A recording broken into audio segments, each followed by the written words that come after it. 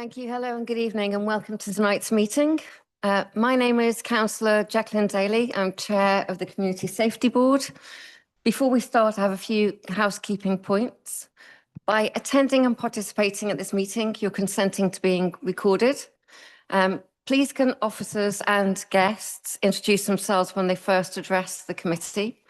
And if the fire alarm sounds, we're going to leave the building in an orderly fashion by the staff fire exit off to the right here, and to an assembly point in Riverside Gardens. So the top of the agenda, number one, apologies for absence, and we don't have any. We have a full complement. Thank you, members. Do we have any declarations of interest from members? No? Lovely. Okay. So now, before we begin the formal agenda, I just want to say a few words about what we're trying to achieve. This is the first meeting of a newly established Community Safety Board, and many members are new to this area of work. My hope is that that tonight gives everyone a kind of a shared understanding of how local community safety systems operate, the role that we as a board play within it, and the areas we may wish to scrutinise over the coming year. So rather than trying to examine every service in detail this evening, I think my aim is to establish a common baseline, agree our approach, and begin developing a full work programme that reflects the issues that are affecting our residents right the way across the borough. Thank you. So, as members will have seen from the induction papers, the third item on our agenda, the committee's terms of reference. This board performs the council's statutory crime and disorder scrutiny function. And the terms of reference are here because they set out the board's remit and powers, which are slightly different from a normal policy and accountability committee. But unless there are any questions, I'm going to ask members to note them. Are there any questions, or is everybody happy to just note the terms of reference? Yes.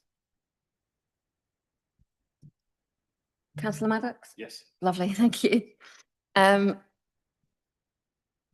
Item 4, the briefing note on scrutiny and the role of PACs. Similarly, this explains how Community Safety Board fits within the Council's wider scrutiny arrangements. And the same again, unless there are questions, I'll ask members to simply note them. Noted. Thank you. Okay, so that brings us on to the main body of the meeting and an introduction to Hammersmith and Fulham's Community Safety Unit service. Justin Hunt, Interim Assistant Director of Community Safety, I think you're going to be leading this.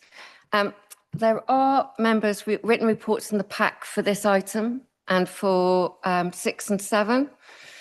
So Justin is going to introduce the role of scrutiny and the Community Safety Board before taking us through a single presentation covering Community Safety Unit and its principal services. He was also going to take us through top-line performance, priorities and pressures for the law enforcement team and the antisocial behaviour unit. And then we'll take members' questions.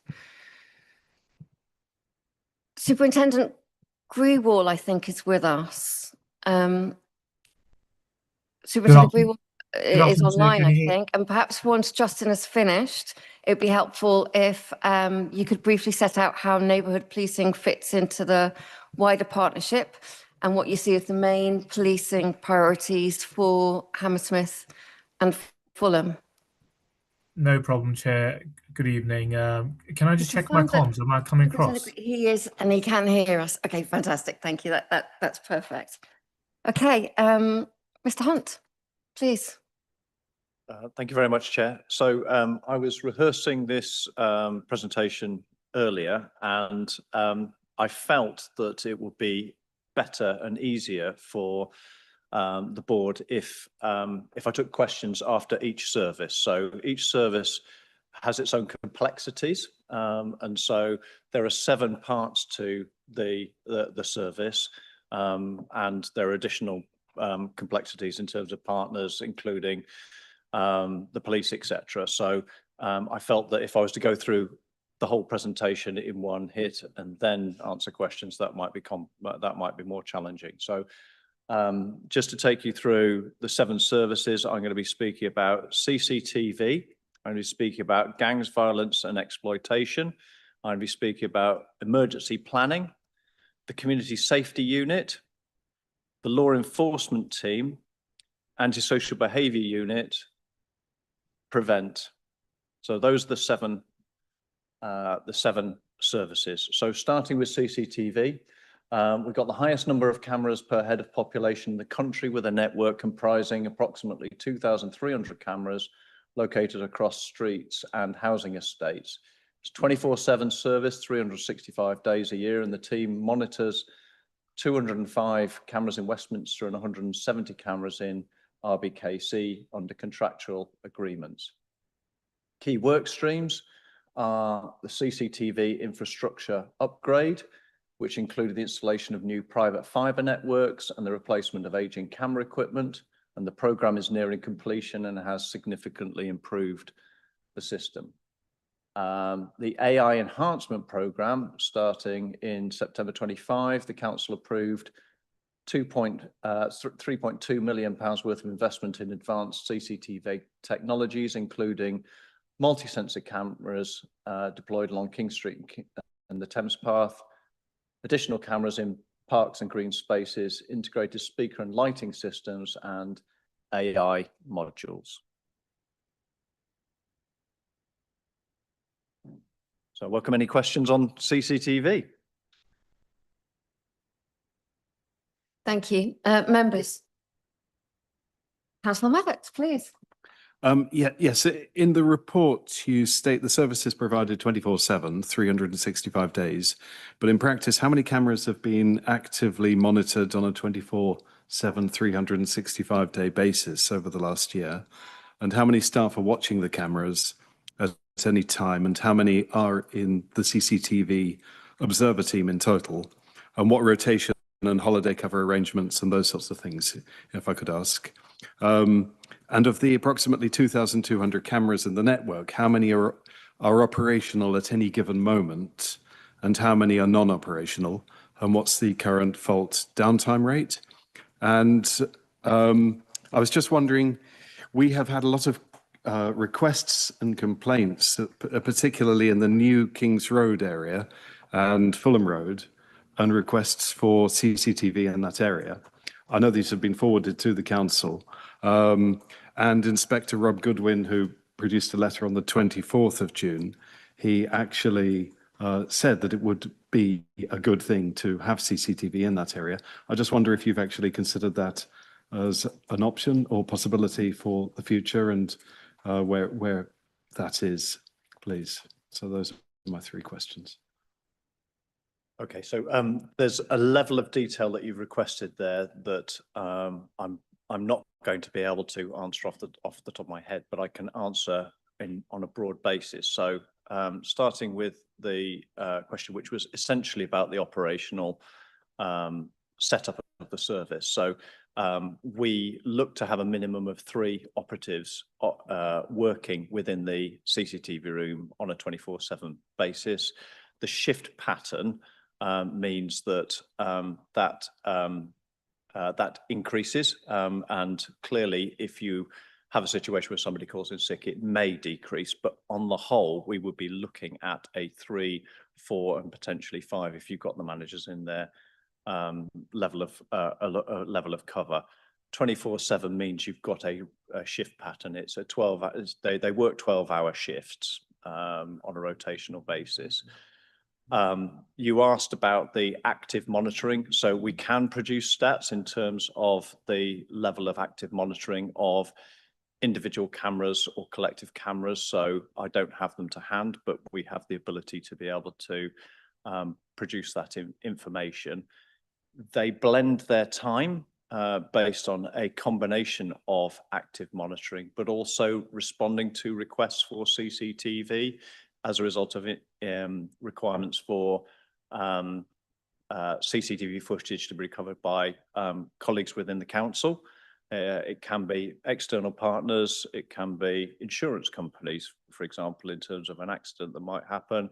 it can be the police. So there's a range of different requests that come into the CCTV control room, and those workloads are worked through around the requirement for any live monitoring to take place. So if there is an incident that they've identified, or potentially there's police radios come through, then they need to have the ability to be able to follow those incidents as they happen. So you can see it's very much a reactive service combined with a degree of proactive research that needs to take place. Does that answer questions 1 and 2? Yeah, it's just how many cameras are actually operational at any moment in time? So it's a lot yeah, of cameras for somebody to be able to see. So I mean, they can't possibly see 2,200, can they, sir? So operationally, the percentage is incredibly high. Out of those 2,200, there is a small number of cameras within the housing estates that need to be upgraded, but the number of cameras that are operating and recording is a very high percentage. But your question is focused on how many are actively not monitored at any one time. And so we spoke at the beginning, before the meeting, in terms of your opportunity to be able to come in and have a look at the CCTV room and its setup. So there's a bank of screens, and depending on the number of operatives, they've got 4 screens, and what it is that they're looking at will determine the number of cameras that they're watching. So, but it is recorded, hence the reason why they spend quite a lot of time responding to incidents in terms of something happened at 7 p.m. on Tuesday the 14th of July on this location. Can you please look at that footage and come back to me and tell me whether or not you've captured it, what you captured, can you give me access to it, etc., etc. So determining the number of cameras that are actively looked at any one time, you know, that there is flexibility around that, if that makes sense. And then your last one was relation to King Street cameras, was it? Kings Road and Fulham. Okay, so because the requests for additional cameras. There's been a lot of requests, yes. Yeah. From the police as well, who say that it would be a good idea there. So, Mr. Hunt, one moment. Councillor Maddox, I think there are quite a lot of requests all right the way across the borough, and I think this is a really important area for us to get into. I think that just about every ward council will say that they've got areas where they're looking for CCTV. I wonder if we could take that question a little bit more in the round rather than quite so specific. Justin, will you talk to us about kind of how that works, that sort of demand, and where that process goes, please? Yeah, so the broader question is that it's the purpose of community safety as a whole. So ultimately, the purpose of community safety is to keep the communities of Hammersmith and Fulham safe through a range of different mechanisms. And problems can come up based on both reaction and proactive behaviour in terms of keeping our communities safe. So we deploy a range of resources in order to be able to achieve that broad objective, of which CCTV is one.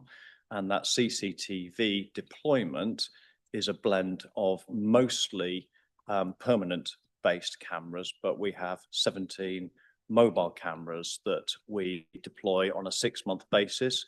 And the deployment of those temporary cameras is a joint decision across community safety, usually involving other parts of the council as well, and our partners in the police. And so the basis on which we deploy them will vary according to the overall objectives as to what it is that we need to do to keep the borough safe. And the instances that lead to those decisions, again, has varied in the past, so, and will do in the future.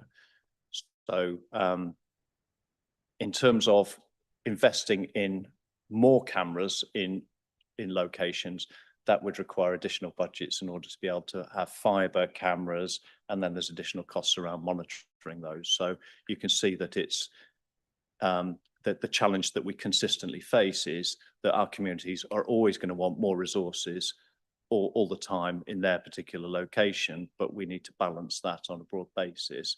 And I go back to the original point up there, which is that we have the highest number of cameras per head of population in the country. So we are already deploying a quite high level of assurance, but it doesn't reach everybody, I think is the point. Does that help, Chair? Thank you very much. Councillor Homan. Yeah, I was just going to say, I would say to all of the board members, definitely go and visit the CCTV room, and you will see how quickly they can switch between cameras if an incident occurs.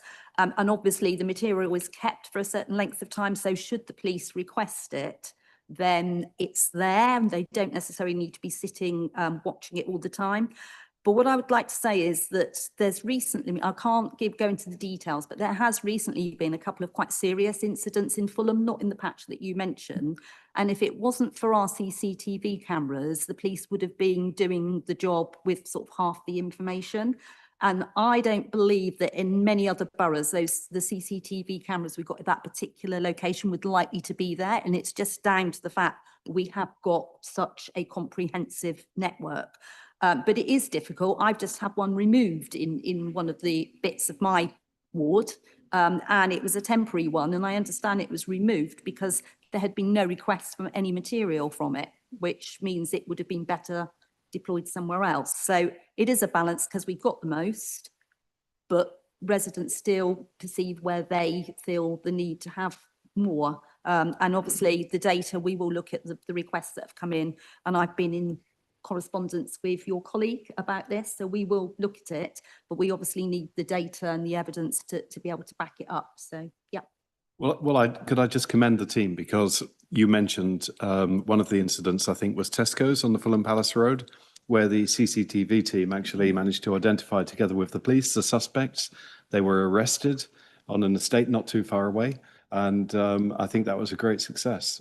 So I would definitely like to commend the team on great success there, and I'm sure there are others.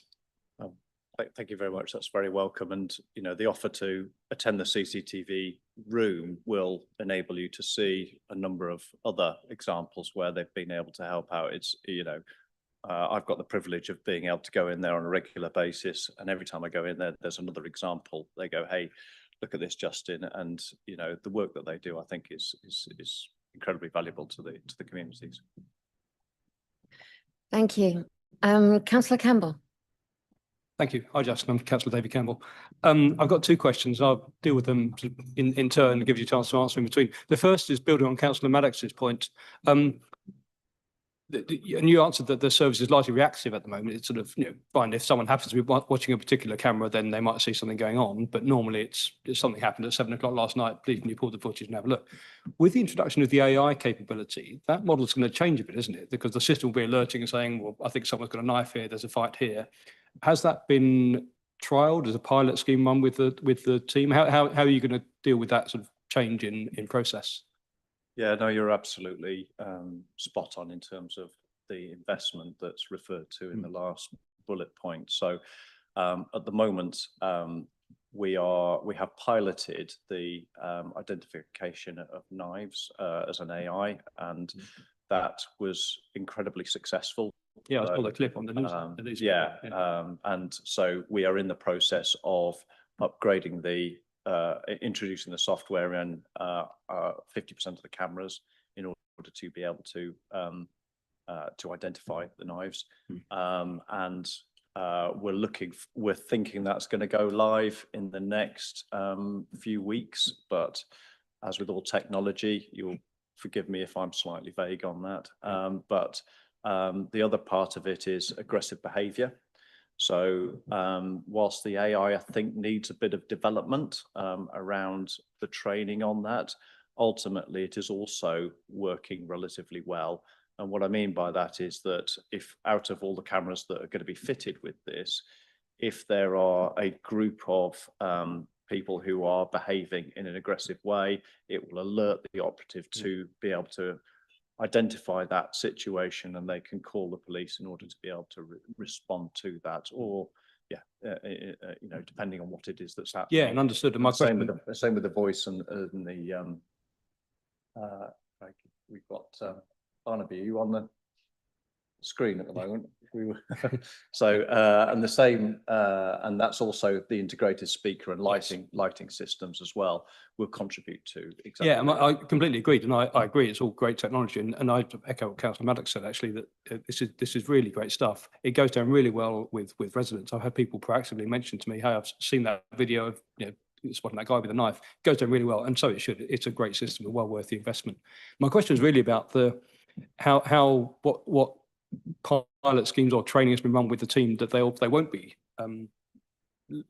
dealing with requests. Well, they will still have to deal with requests from the police to, please pull the footage from that Saturday evening or whatever, but they will have to be much more reactive to the AI flagging up aggressive behaviour or a knife or whatever. Has that been trialled with them as in an operational sense?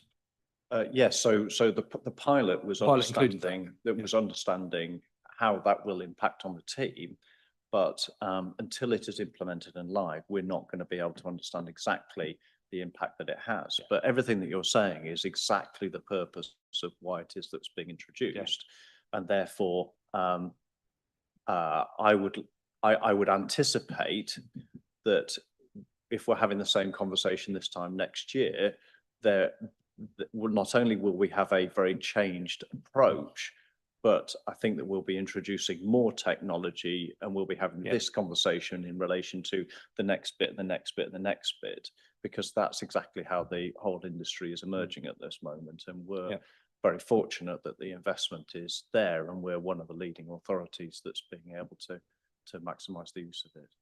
Agreed. Thank you. I've got got two more questions, not just one more. The second one is hopefully quite quick. So we've got 2,200 cameras of ours, a couple of hundred from Kensington, Chelsea, and a couple of hundred from Westminster, or 70, whatever. Are there any sort of restraints or constraints on our ability to track people from one borough to another, or the team? Is there some constraint that we in Hammersmith and Fulham can only really view Hammersmith and Fulham cameras, and there's some constraint on us being able to share information with these other boroughs? Obviously, from an operational perspective, it's better to share information as widely as possible. I understand there could be no, there's no constraint. There's no constraint. Okay, no. Excellent. It's good news. And my third question is about the AI, and I'm sure you've dealt with this. I heard this question before. What testing or protections have there been to ensure that it doesn't discriminate against different populations, doesn't identify? We've read lots of things that AI tends to identify black males as more suspicious than others, simply because of the data that's trained on or other reasons. How do we protect against that and ensure it's fair? Can I just add to that? Would you mind just explaining the difference between AI enhanced and facial recognition, and also just talk a little bit about the surveillance camera code of practice? So the live facial recognition is something that the borough is looking to invest in, and that is absolute. There are a huge number of benefits to it. You'll be aware of the pilot that was carried out in Croydon and the benefits of that. There is retrospective facial recognition as well, where you've recorded information and then you can use that in order to be able to do facial recognition. The scrutiny related to live facial recognition on a national basis is very significant, and therefore it is a work stream for us to work through that with the providers of the software, and we will need to achieve a level of assurance if we were to introduce it. So that ultimately is the basis on which we need to make sure that it is introduced in a compliant way, and that will need to be kept under review. I think that differs to the identification of a knife or aggressive behaviour, because the basis of that software is either somebody's got a knife that is visible to the software, or it hasn't, or somebody is behaving in an aggressive way, or they aren't. And so the concerns that you've raised are much less of a concern in relation to those two aspects. So we think that that's absolutely the right thing to do in terms of the introduction of AI, go through that learning curve whilst on a parallel basis, be working through the live facial recognition. So Thank you very much. I'm not sure I answered your follow-up question there, did I, Councillor Daly? Not completely. That's a level of technical inquiry that I don't have the ability to Okay. answer off the top of my head, and I apologise for that. Unless any other colleagues are wanting to. Otherwise, it's a broad assurance that we have to be compliant with the ICO and the RIPA. So Thank you. Councillor Ume. Oh, sorry. Sorry, Councillor Daly. The police might actually mention this when they come in a bit, but just to say that the police are using the live facial recognition technology, and they were actually using it in Shepherd's Bush Green area, not last Tuesday, but the Tuesday before. So they have some remote units which they deploy around London. So it has already been used in the borough, and it was used in Notting Hill Carnival last year, and they're actually expanding the use at Notting Hill Carnival this year as well, because it was actually really welcomed by residents last year, and very successful. So, but the police might want to add to that in a bit. So it's already been deployed, the facial recognition, but not by us as yet. Thank you. So that's something for Superintendent Gruel to come in a little bit later for us. Thank you. Councillor Ume.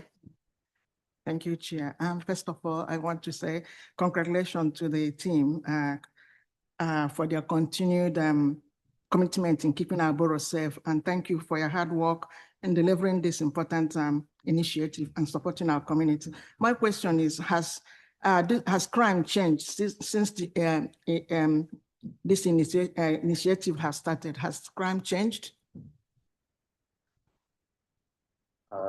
Yes, undoubtedly.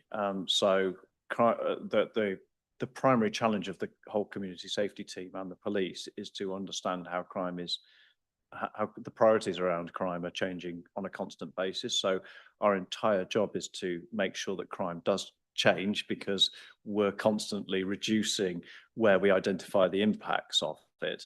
In terms of, we would have to drill down into the specific stats over particular types of crime at particular locations in order to be able to provide you with a more detailed answer. But ultimately, you know, it reduces here, but the nature of it is the priorities change, and communities feed back to us, and the community safety team, which is one of the third or fourth slide, that is their fundamental purpose of being, is to take all of those stats, work with the police and understand what the priorities are in order to be able to then go, okay, we've got to move our resources into this area and that crime, and what are we going to do to tackle it? And often that can be having conversations on a national basis, seeking additional funding from central government or Mayor's Office, MOPAC, etc., etc. So there's a whole, you know, that's fundamentally how the team works.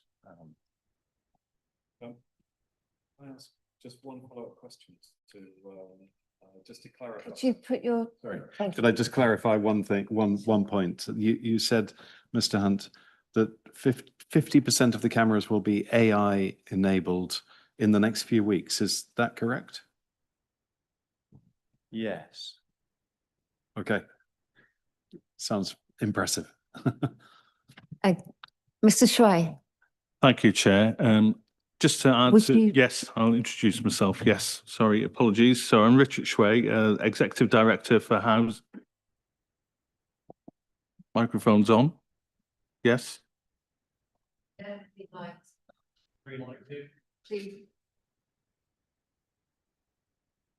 you go.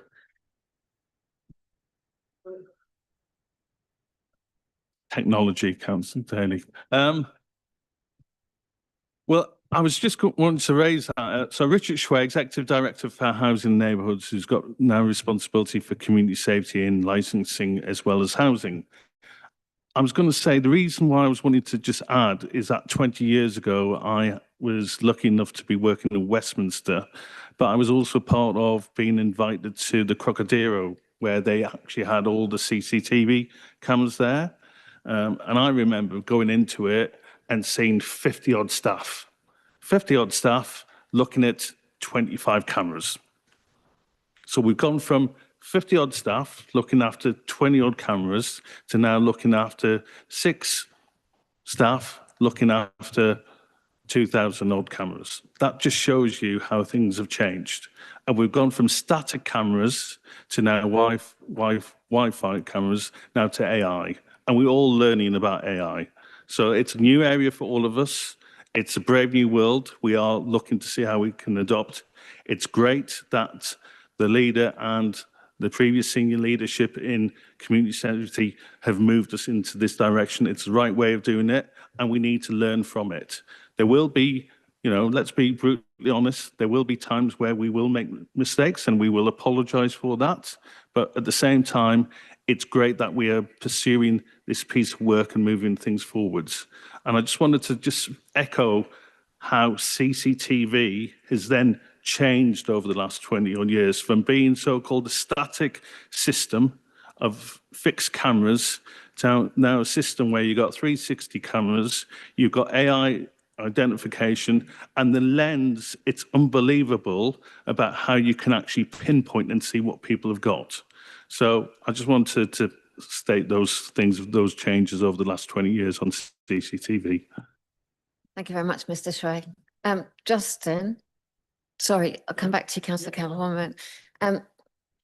If the AI, is it a test or is it just full flow? 50% of cameras are going to be AI So I've been enhanced. So it's 50% of the street-based cameras, and Okay. with your Thank you. permission, Chair, I'll just look across to my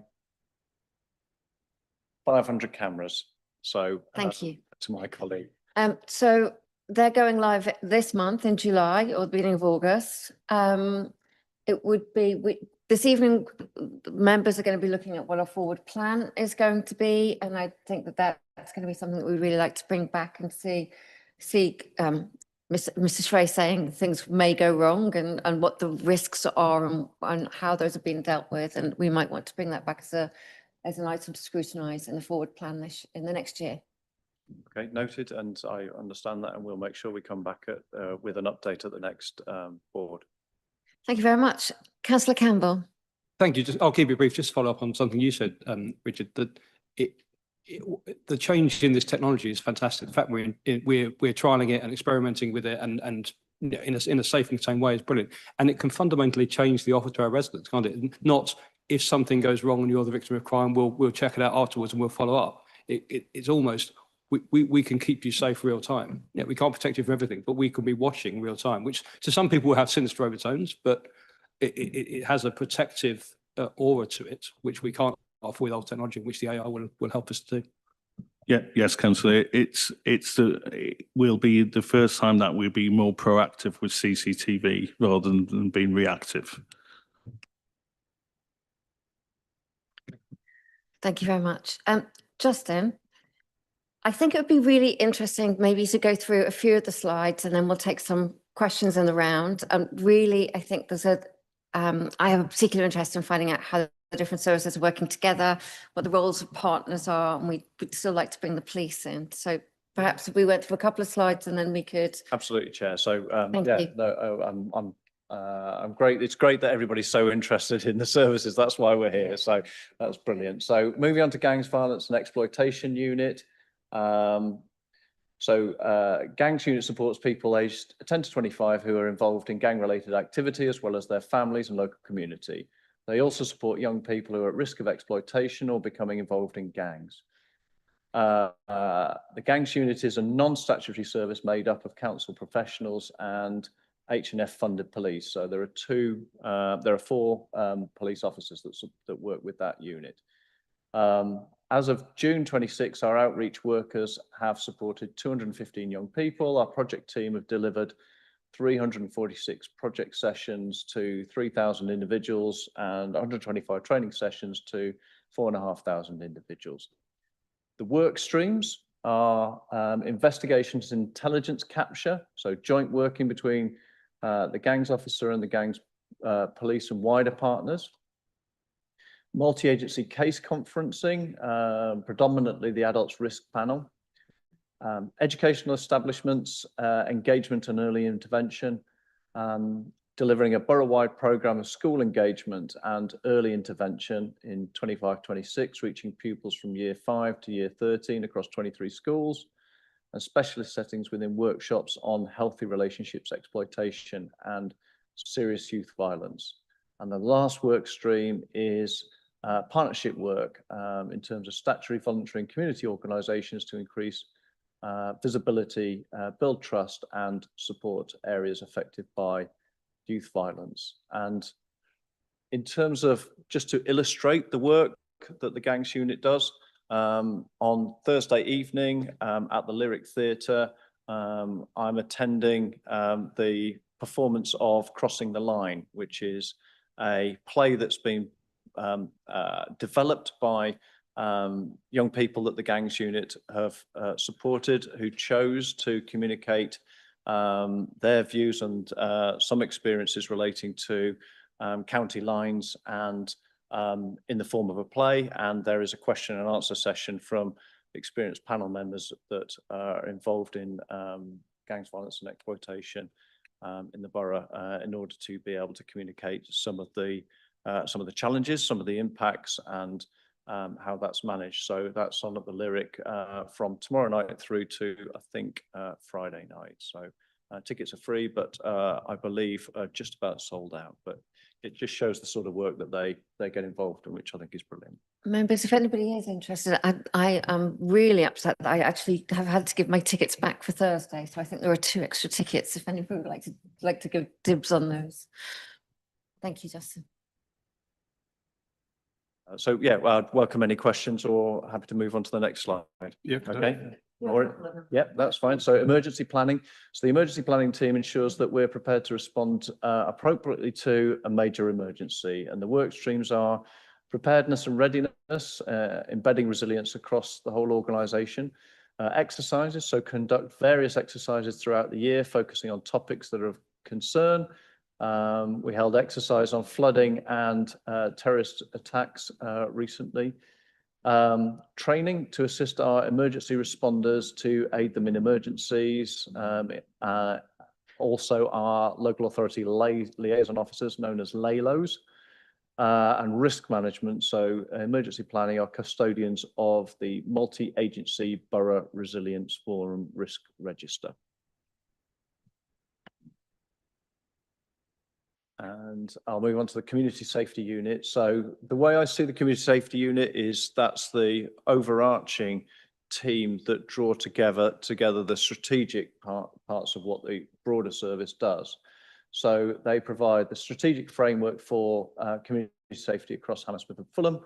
It oversees the development of policy strategy commissioning work streams, including violence against women and girls, known as VORG, and modern slavery and exploitation and hate crime. The work streams are commissioning community safety contracts, including VORG, multi-agency risk assessments, known as MARAC coordination, refuse provision, hate crime, and MSE support services. Work stream number 2 is the public space protection orders, known as PSPOs. So it's the development and implementation enforcement of PSPOs, and there are currently 6 PSPOs operating within the borough. Area-based problem solving, action planning to reduce street crime, and ASB, crime prevention activities, task and coordination of enforcement activity and delivery of targeted prevention and communications campaigns. And VORG, which is the delivery of the VORG strategy 22 to 27, an action plan, including oversight of partnership governance and program activity and commission services. Keep going, Chair. Yeah. Yes, please. If we could just get as far as the antisocial behaviour unit, that would be useful. Thank you. So the law enforcement team, and my colleague Mo here is responsible for the law enforcement team, seeks to drive down environmental crime and ASB to help keep Hammersmith and Fulham's residents and visitors safe. There are dedicated let officers for every ward in the borough, alongside the borough-wide night team and support team. Key work streams are provision of 24-hour presence, tackling environmental crime using the Environment Act 1990, powers to issue FPMs, fly tipping, littering, commercial waste, fly posting, etc. Tackling ASB, powers to issue CPNs, and working with partnerships teams across the Community Safety Partnership and enforce PSPOs that I referenced earlier. Keeping residents safe, VORG, weapon sweeps, increasing uniform presence. Resident and business engagement, so build relationships and trust with our residents and businesses to keep the borough safe and clean. Officers attend resident and TRA meetings and conduct multi-agency operation days. Parks, green spaces, patrol and lock-in, so ward officers have responsibility to carry out at least 2 patrols of the parks within the ward when on duty, as well as locking the parks. And estate patrols and engagement, officers carry out a minimum of 10 housing site / block visits per shift. And you want to stop after this one? I was just going to ask you, you used a few initials there. Would you just go back and just make sure, and everybody's had a glossary, but I think it's just useful as you go through them to just say what a CPN is, or. Well, I might give you a rest from my voice and hand over to Mo, if that's all right. Of course, yeah. So we've got power to issue a load of notices, including the Community Protection Notice, which comes under the Anti-Social Behaviour Crime and Policing Act. But that aside, we enforce a range of legislation, including highways, some licensing, street trading, environmental, and we issue a range of notices for those. So Community Protection Notice is issued under the Anti-Social Behaviour Act to try and change people's behaviours, to stop them from doing something. It can be used for a range of behaviours. It comes with a warning first. There's always a warning to change that behaviour. We don't go straight to the notice because the notice is enforceable. Failure to do that, we can issue the notice. If that's not complied with, it can be taken to court and prosecuted, at which point we can then obtain a criminal behaviour order as well, which can be enforced by us and the police. Generally speaking, when it comes to community protection notices, the LET do issue those, as do the police as well. So we have a really good working relationship with Mr. Greywell's team. So when their officers issue notices, injunctions, the LET works with them to actually identify those individuals, to identify those behaviours, to ensure they're complying with the conditions in those notices. I'm happy to talk about that more specifically. Could you say something about FPNs as well? Of course, yeah. So the fixed penalty notices are issued as a way to discharge the liability of the offender. So for example, with public space protection orders, there's 6 or 7 at the moment that are in force across the borough for a range of issues. If we find someone who's not complying with that condition, we ask them to stop that behavior, first of all, by engaging with those people. If they don't, then we have the power, the officers have the delegated authority and the power and the training to issue a fine. So we can issue an on-the-spot fine for a range of issues. That includes highways offences, the breach of the public space protection order, fly tipping, to name a few. Thank you. Thank you very much. Chairman, could I ask some questions, or If we carry on, because I've slide, okay. I'll open for questions. I think these kind of slides are, I think, a little linked, and it would be interesting to come back on. And also, I think there's some questions on how they work together that would be interesting to take in the round.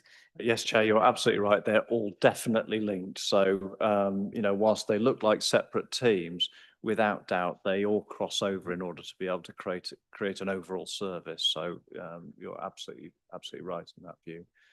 So the Antisocial Behaviour Unit, which is led by Miguel, my colleague, at the end, so is central to delivering the community safety in Hammersmith and Fulham, protecting residents from harm and addressing antisocial behaviour, hate crime, and cooking through victim-centred and risk-based approach. And key work streams for the ASBU are managing priority 1 high-risk ASB cases in council housing, advice on non-council housing related ASB, community MARAC, the multi-agency risk assessment, where information is shared and action plans developed to manage and resolve complex high-risk cases of antisocial behaviour. ASB case reviews, if repeated reports of ASB to the Council, Housing Association or Police are unresolved, victims can request an ASB case review to influence how issues are handled. And the last work stream was cuckooing risk assessment. The cuckooing risk panel was set up to safeguard victims of cuckooing. Professionals can make a referral to the panel where they have concerns that a vulnerable individual is being cuckooed. And I appreciate we've probably done some jargon there as well. So I'm happy to expand on any aspects of that as well, or Miguel will be. I think that that would be appreciated. As I said, we kind of got a glossary, but it would be interesting just to hear you sort of talk about what cuckooing is and therefore what cuckooing risk management is, and a little bit more about that, please. I think I'm going to defer to Miguel is going to explain that much more articulately than me. Thanks, Justin. So I'm Miguel Javelo. I'm the Antisocial Behaviour Unit Manager. So in relation to cuckooing, I'm very proud to say that we're probably the leading borough nationally on this subject. What we have done, so start off with what cuckooing is. So cuckooing is a form of exploitation whereby vulnerable residents are taken advantage of by perpetrators. It can be linked to county lines. So county lines is organised crime whereby a vulnerable person is taken advantage of. For example, in Oxford, their property is taken over and young people in London are then taken forcefully to Oxford, for example, and forced to sell drugs in that area. That's often associated with cuckooing. Our profile,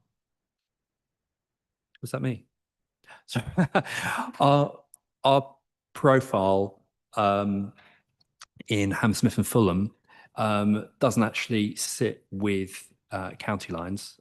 It's very much more vulnerable people being taken advantage of by other vulnerable people, quite often people who've got substance misuse issues themselves.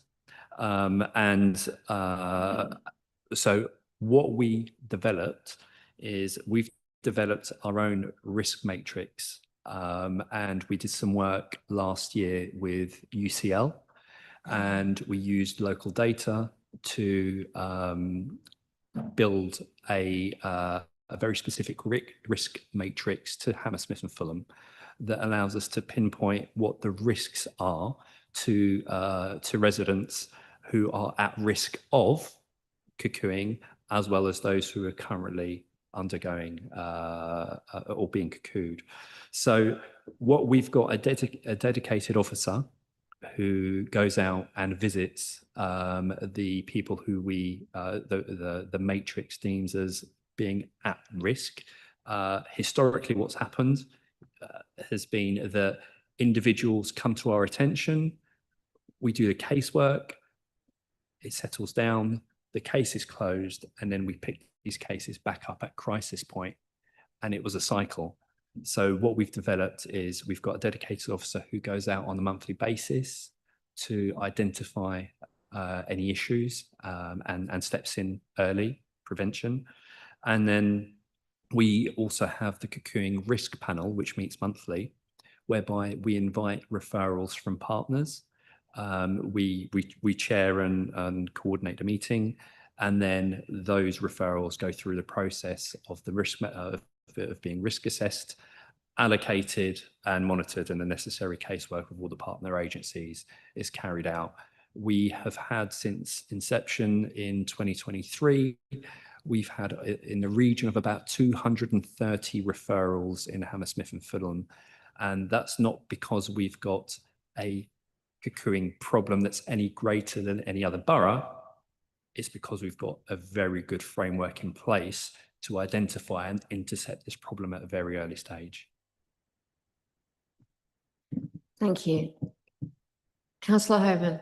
Yeah, I'd like to come in on this because I think this is an example of something that we do that no other boroughs do. Again, it's over and above what you will find in many other places. And finding out, just as the new cabinet member, how far we've come with this in the last 2 or 3 years is brilliant, because I remember going through those cases with Miguel many years ago when I was cabinet member for housing, and we could see this cycle of where people were being cuckooed, and we knew it was a problem. But rather than just let it carry on, as a council, we've taken a really preventative, proactive way forward. I think we're probably the only council that's actually got a policy, or one of the only councils that got a policy. So I think there's a massive credit to officers and my predecessor, Councillor Harvey, for actually getting this policy into place and getting this framework to where it is. And it's like many of the other things that we do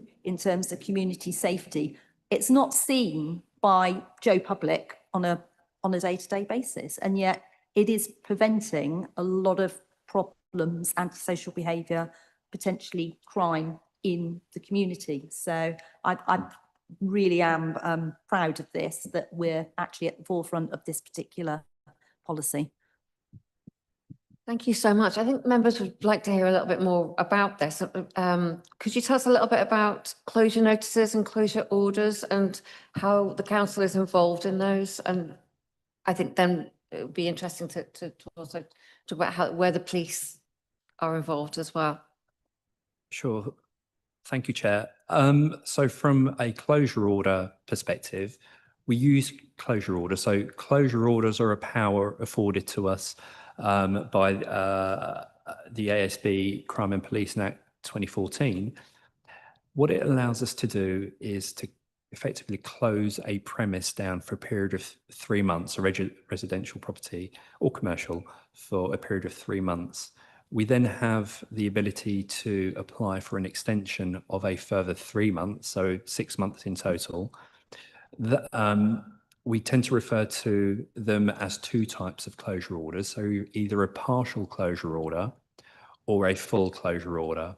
A partial closure order allows named individuals to remain in the property but excludes anyone else from entering. A full closure order prevents anybody, including the resident, from being within the property. And with full closures, we tend to follow that up by putting steel doors and windows in a property. What we've seen over the years is that the legislation afforded 3 to 6 months for the purpose of allowing the local authority. So going slightly technical with a closure order provides a mandatory ground for possession. So as long as you provide the evidence to the court can't really refuse the application. Pre-COVID, 3 to 6 months was a perfectly decent time frame to make the application, refer it to court, and the case be heard. Post-COVID, I'm sure you're all aware that the likelihood of the case being heard, you're probably looking at 18 months conservatively before the case is heard. That does mean that the closure orders aren't necessarily as effective as they previously had been. For that, it does mean that we have to dig into the wider ASB toolkit, so to speak, to try and bridge that gap, which in part is why we'll see things like our injunctions. There's a slight rise in injunctions because we can use injunctions to bridge that gap between the 6 months and the court hearing. So what once may have been a case that was restricted in only having to rely on a closure order and then applying to court for possession, now we're also having to kind of gap fill with a number of other tools that we've got. So the cases are becoming more complex and more labour intensive than they previously were. And it sounds like residents are being left vulnerable and in difficult situations for longer Yeah. because of it. Okay, members are going to ask if anybody has questions. I have a follow-up question on that particular point. Councillor Maddox, please do. It's okay. Yeah, of the 173 enforcement interventions during the year, only one eviction was completed against 5 outright possession orders granted. So does this reflect the reluctance to enforce evictions as a last resort, or is there some other explanation why? There is, unfortunately, the delays also apply to,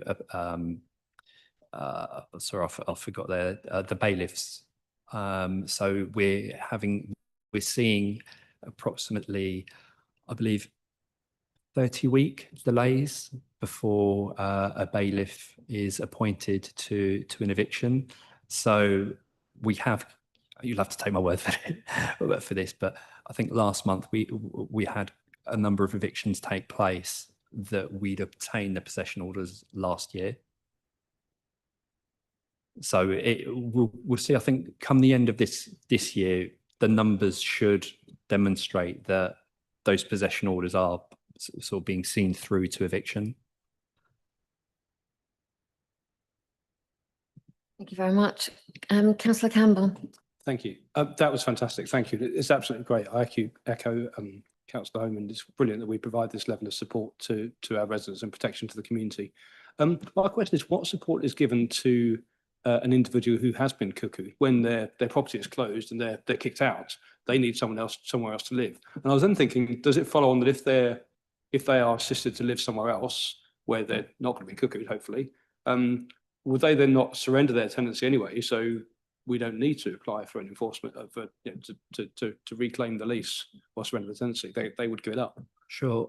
The two sides of the same question, but mainly about the support, actually.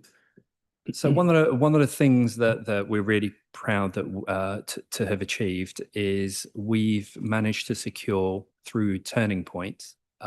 We've got a 2-day-a-week secondment for a substance misuse worker. So our designated cocooing officer, when he goes out and does his weekly visits, he's supported by the substance misuse worker. So what we're actually trying to do is we're trying to support people within their current homes, identifying who the perpetrators are. The recent crime and policing bill, the act even, sorry, from June, criminalises cocooing.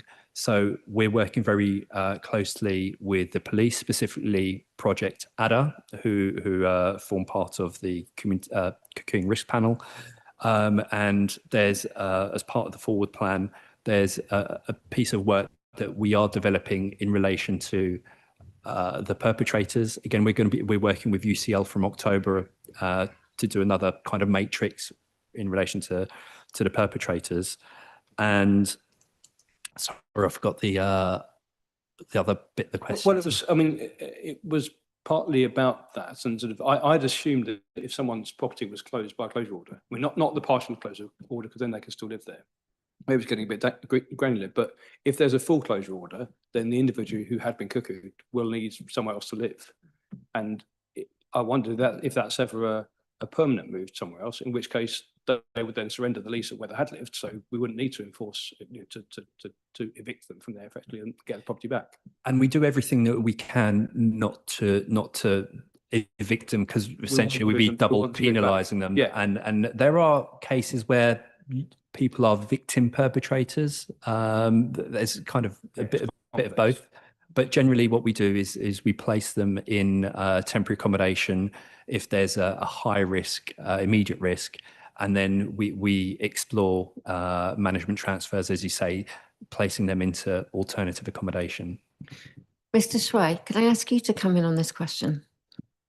Thank you, Councillor Daly. I suppose with my other hat on, or my previous hat on as a Director of Housing, we have worked a lot more closely with colleagues in ASB, and I think the front, what we call the front house, the homelessness team, look at all these aspects. What we also want to make sure is that we help and support them as well. But at the same time, I've also got nearly 3,500 people in temporary accommodation as well. And it's about making sure that we actually ensure that we deliver a better service for everybody concerned. But we will work and see what needs are and how they can actually work together collaboratively. So we're triaging activities to make sure that we look after that person and see what we can do to follow it through. Thank you, Mr. Shrey.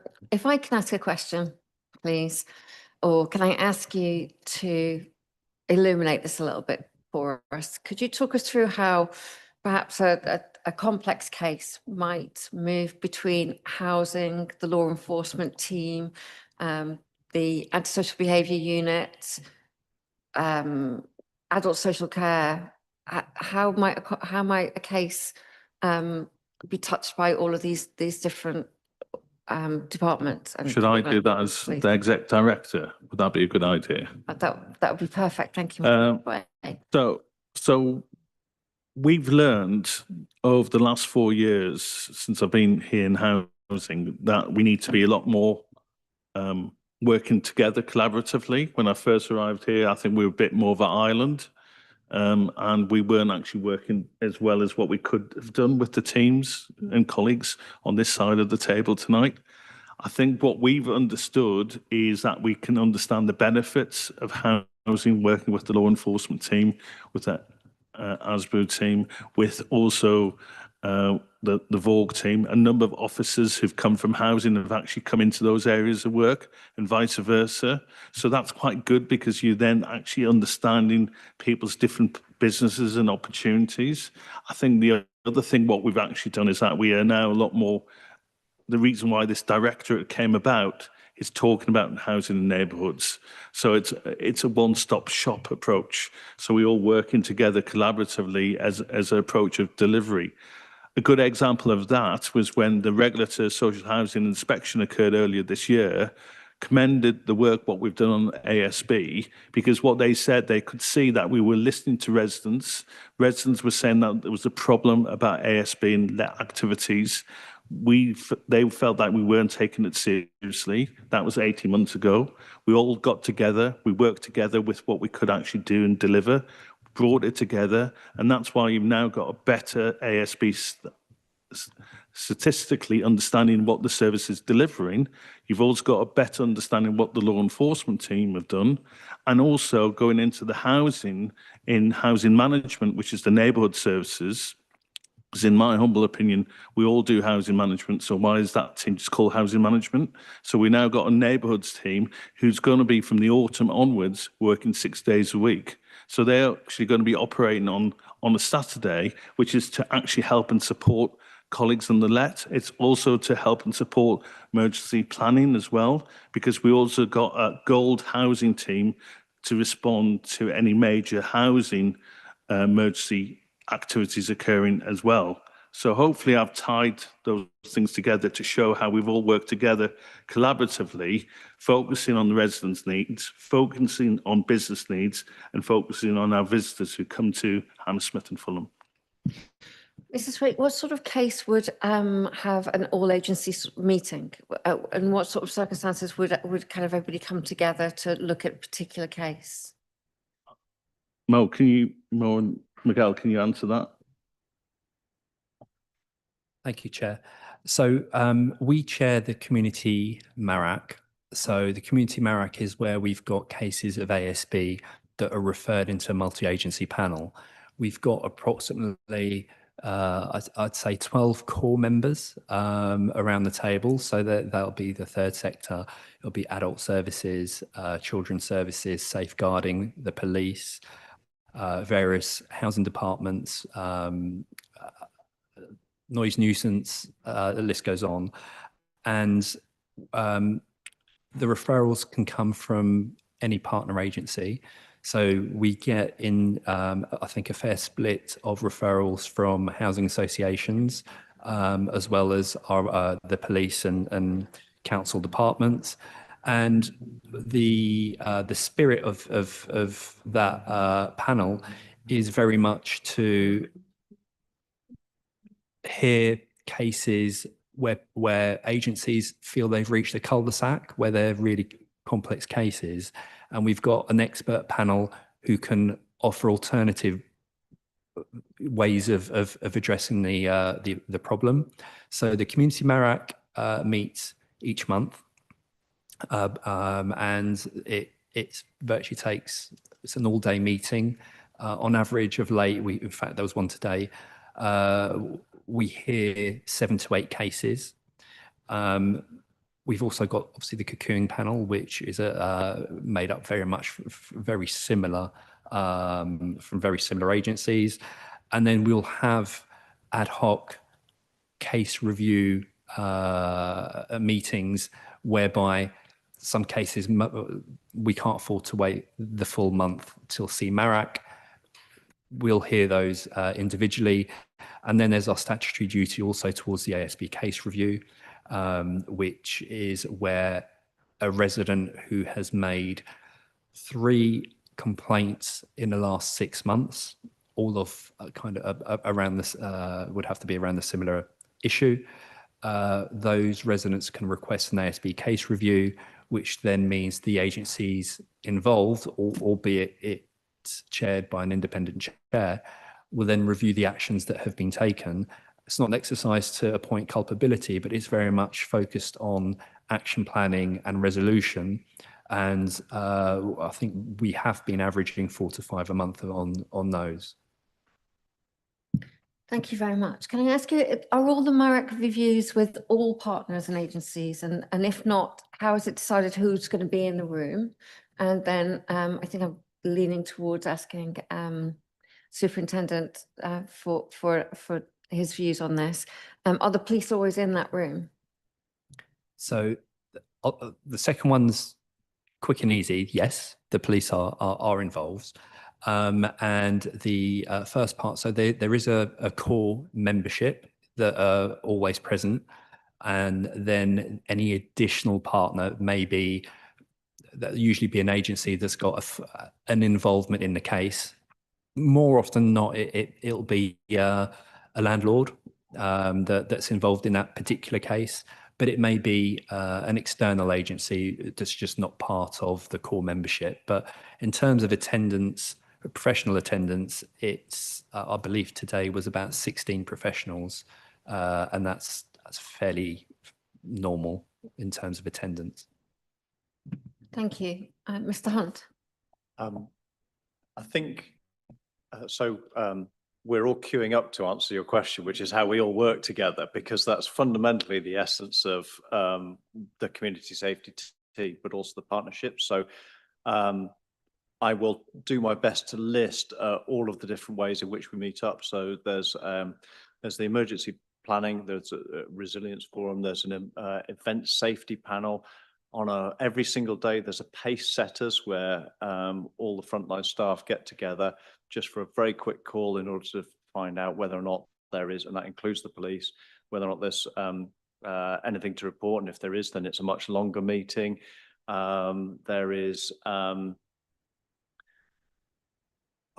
suddenly dried up now, but the community safety board, there's today I was at the youth crime partnership panel. There is Prevent, there's Channel, you could see the list goes on. Now, it sounds as if there's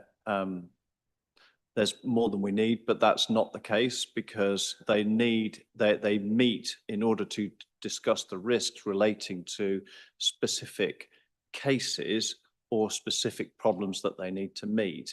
And that can involve partners from the broader Met, the immediate basic command units, but also our wider partners that could be charities, third sectors, etc., and internal teams as well. Because what we do is complex. It's a web. It's an ecosystem, and so that needs to be managed in a very careful way. But I can absolutely assure you that those ecosystems do interact in a very efficient way, but also making sure that nothing drops through the net. Is it perfect? I suspect it isn't, but it's a very impressive network that's set up at this moment in time.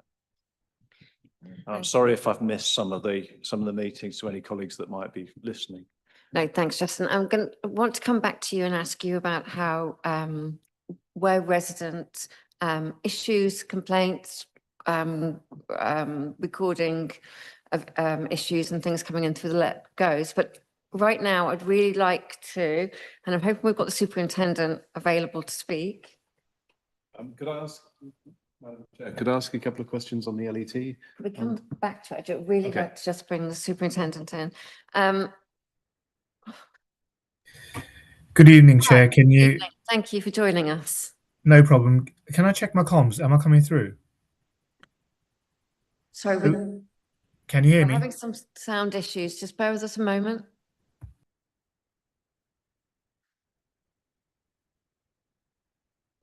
Superintendent? Good evening, Chair. Can you hear me? Yes, we can. Thank you very much. I can hear myself much louder, but I can hear you. Oh, I brilliant. would really like it if you could just briefly set out how neighbourhood policing fits into this wider partnership that we've been hearing about, and what you see as kind of some of those main priorities for the police in these situations. Will do, Chair. I'll share my screen. I do have a PowerPoint to share, but I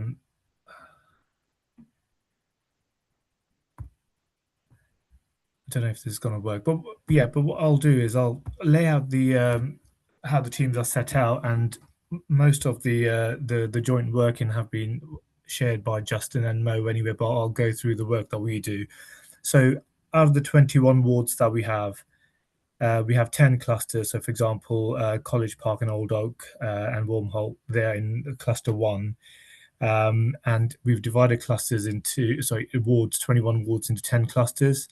We have 10 sergeants that are looking after each cluster. So you have a sergeant with more than one ward of responsibility. I've shared previously, I'm not sure if it was with the same panel, or some of you may remember sharing the crime stats.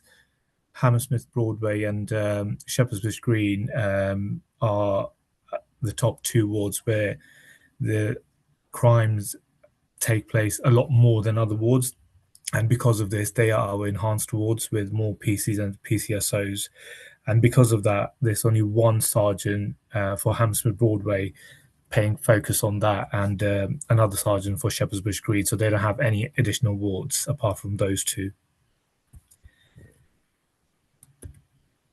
We have in total 58 PCs and 35 PCSOs that cover the 21 wards altogether.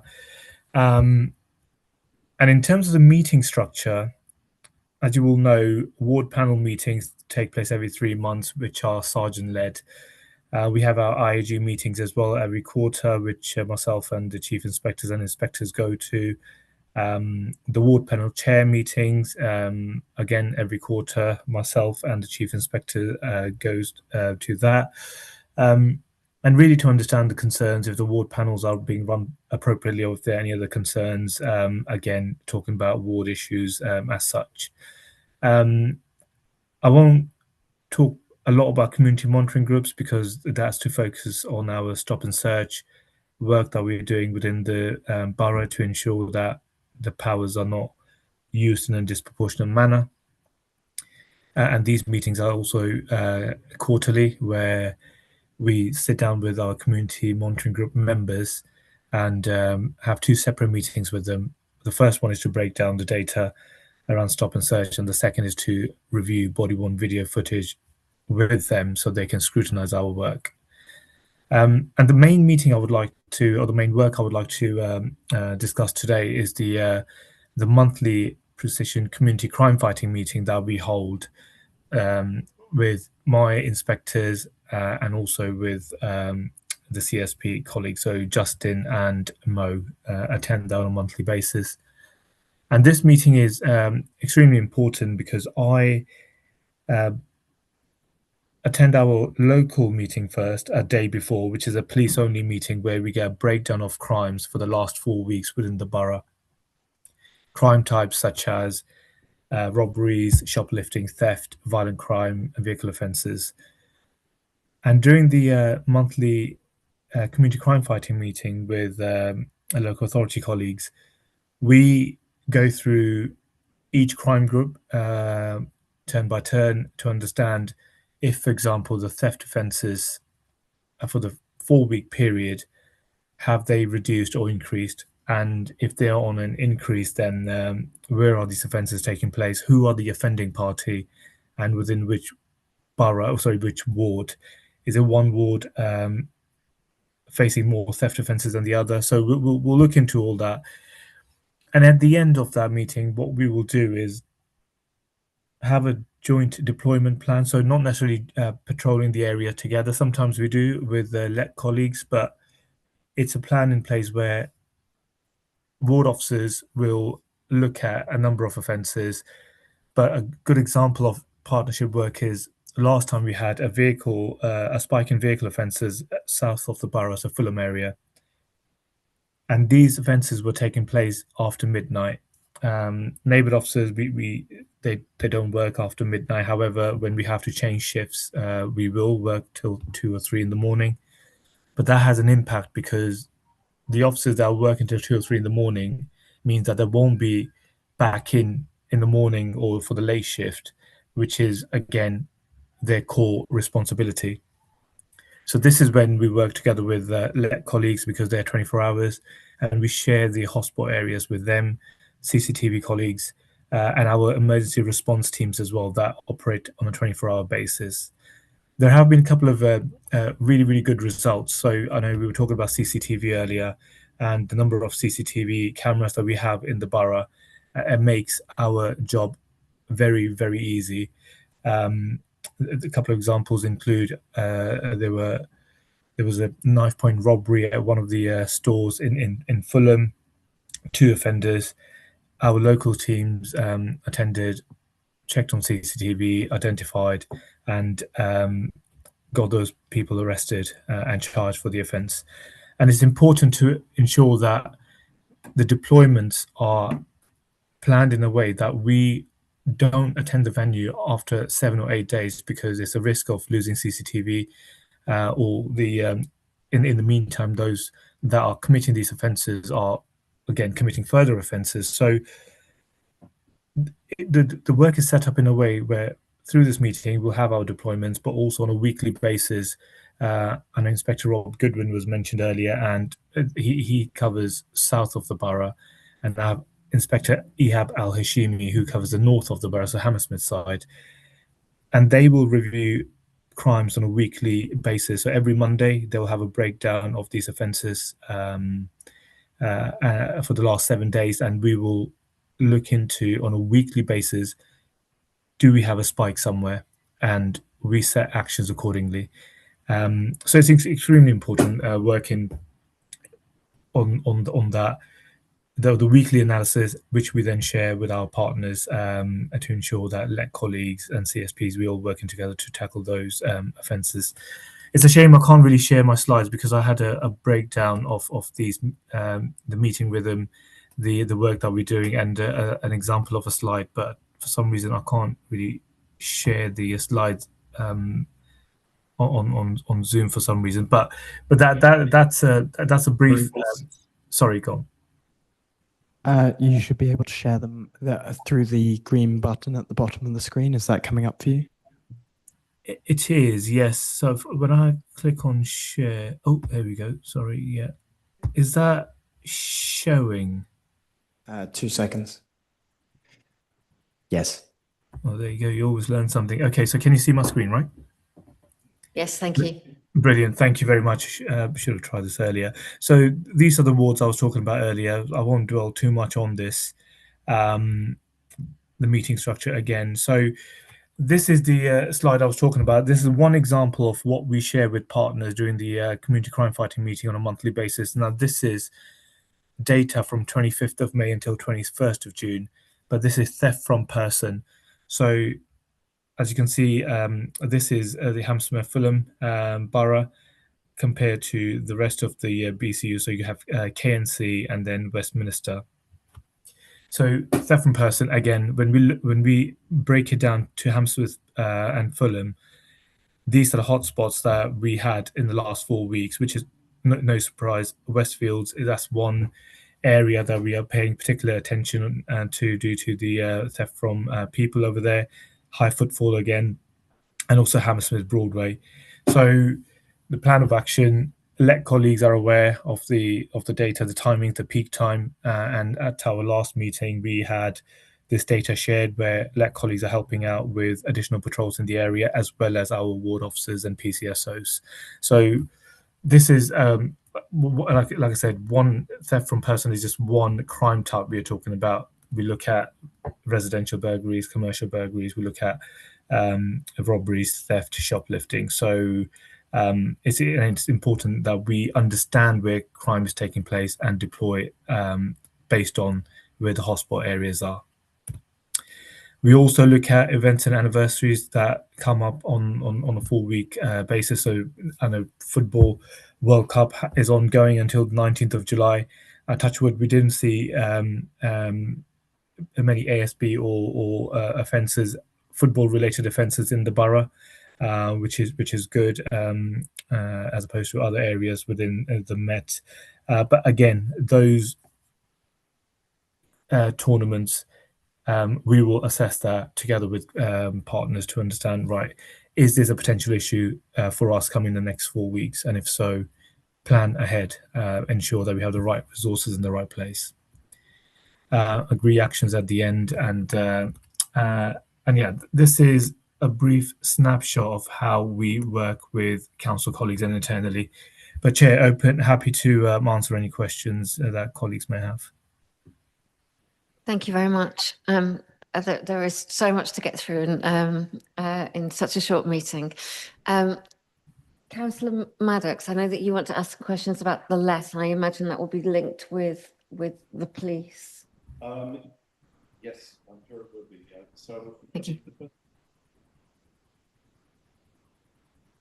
Sorry, the first question I'd like to ask to Mr. Bassett, and I'm sure relates to the police as well, but in the let performance A to Z of the activities that were referenced, you refer to drug dealing, but there's no mention of drug use in there except in targeted operations. So I read through the report, and I want to know, please, are the let empowered, encouraged, or able to take action against illegal drug use, which they notice on their patrols and which is also still a criminal offence, or not? That's the first question. And also, of the 20 joint operations conducted in wards during the period, how many ward councillors attended? And will notifications be issued to make that more possible in the future? And the other one is about the weapons search. I noticed that in 25-26, they're consistently and substantially lower than in 24-25, the number of searches. So January 128 versus 593. So I'm just wondering what accounts for that reduction. Could you explain what that is, please? Thank you.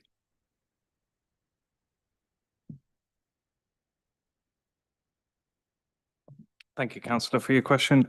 Regarding drug dealing and drug use is both a criminal offence, but what we generally tend to get is when it comes to drug dealing, we will immediately call the police if we observe that taking place, whether it's the law enforcement team officers on the street or whether it's the CCTV operators that are sat viewing what's going on in the borough. With regards to drug use, the interventions where we, the law enforcement team, normally get involved are in 3 different areas. You've got patrols taking place in district centres and on the streets, so the highway.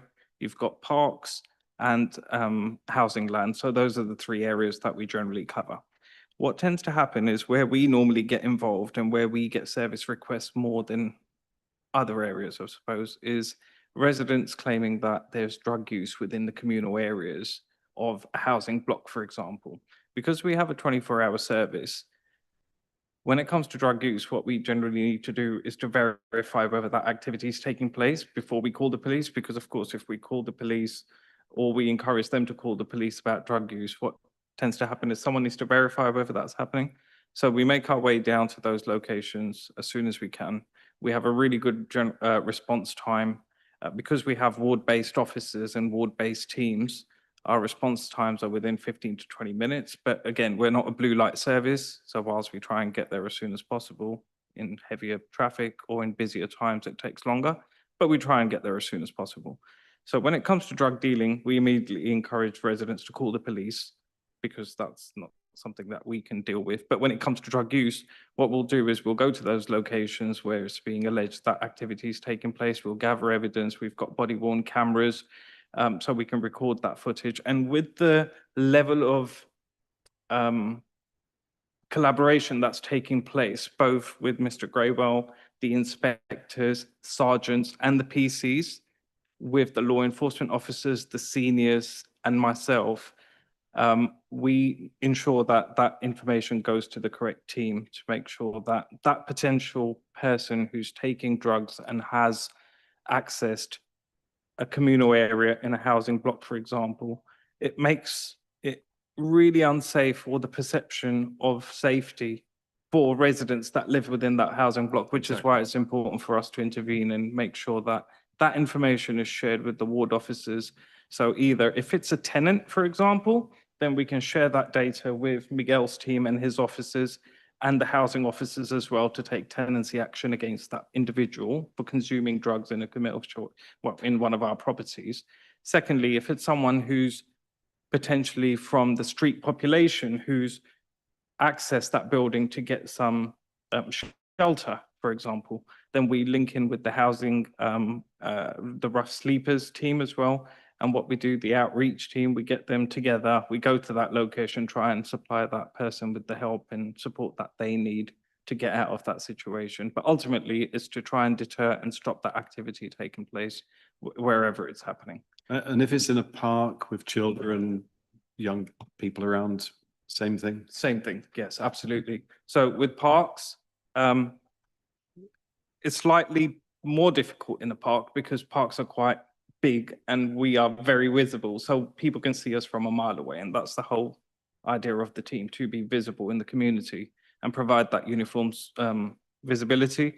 So of course, when we go to parks, if we see that activity happening, we will disperse those people away from them, and we'll share that detail with Mr. Greywell's team.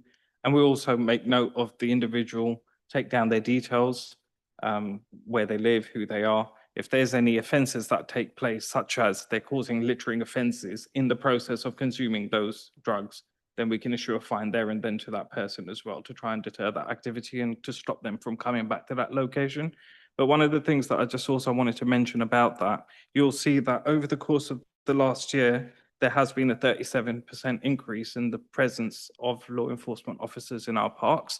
That's largely down to the use and adoption of new technology that we've created for ourselves, which is bespoke to the law enforcement team. And what that enables us to do is spend more time out on the field rather than being in the office doing the administration. So for example, officers can now update case notes, pick up new work, log inspections, issue notices whilst out on the ground with their handheld devices. Whereas last year, and as the service first started, we had to do a lot of that in the office. So 80% of the time is now being spent by all officers out on the field, which is seeing significant increases in the amount of presence out on the community. And there's been a 73% increase in number of inspections in highways, 89% increase in the number of inspections, that's physical visits to housing land, 37 in parks, and that's led to an overall reduction in antisocial behaviour, so service requests. So those are residents contacting us by 14% in the borough, which I think is something that should be celebrated. Thank you. You also mentioned about the councillors and the operations. When we do the operations with housing colleagues, with antisocial behaviour colleagues, with our colleagues from the police, we always invite local councillors to come along. We will be sending invites out to the councillors, all new councillors, to say, would you like to meet your new, your ward officers? I think that would be a really good opportunity for all new councillors to take that up, so you can see what the local concerns are, and obviously share your concerns with those as well, and what you're hearing from your residents. And then, And you already asked me as well, so I appreciate it. no Thank you. problem. But when we do these operations, we'll make sure to send out those invites. And then finally, you asked about weapon sweeps as well. That's something that I am going to pick up on, because if you look across the board, our work has increased everywhere apart from weapons sweeps. So that was picked up previously, and that is something we're going to increase, because every weapon taken off the street is potentially saving an individual's life. So completely recognize that. In the event of searching for weapons as well, we often find drug paraphernalia. So what we do with that is either dispose it, but if it's a significant amount, we take it down to the police station and hand it in for disposal. So yes, that will be something we'll focus on in the next few months. Thank you very much indeed.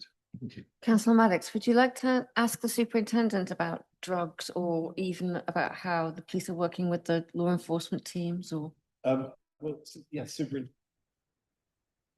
Superintendent, yes, following on from that, when you get a referral from the LET officers about drugs, what action do you take? So if it's just drug use, I presume it's difficult, but if it is dealing of any kind, is that something which you prioritize?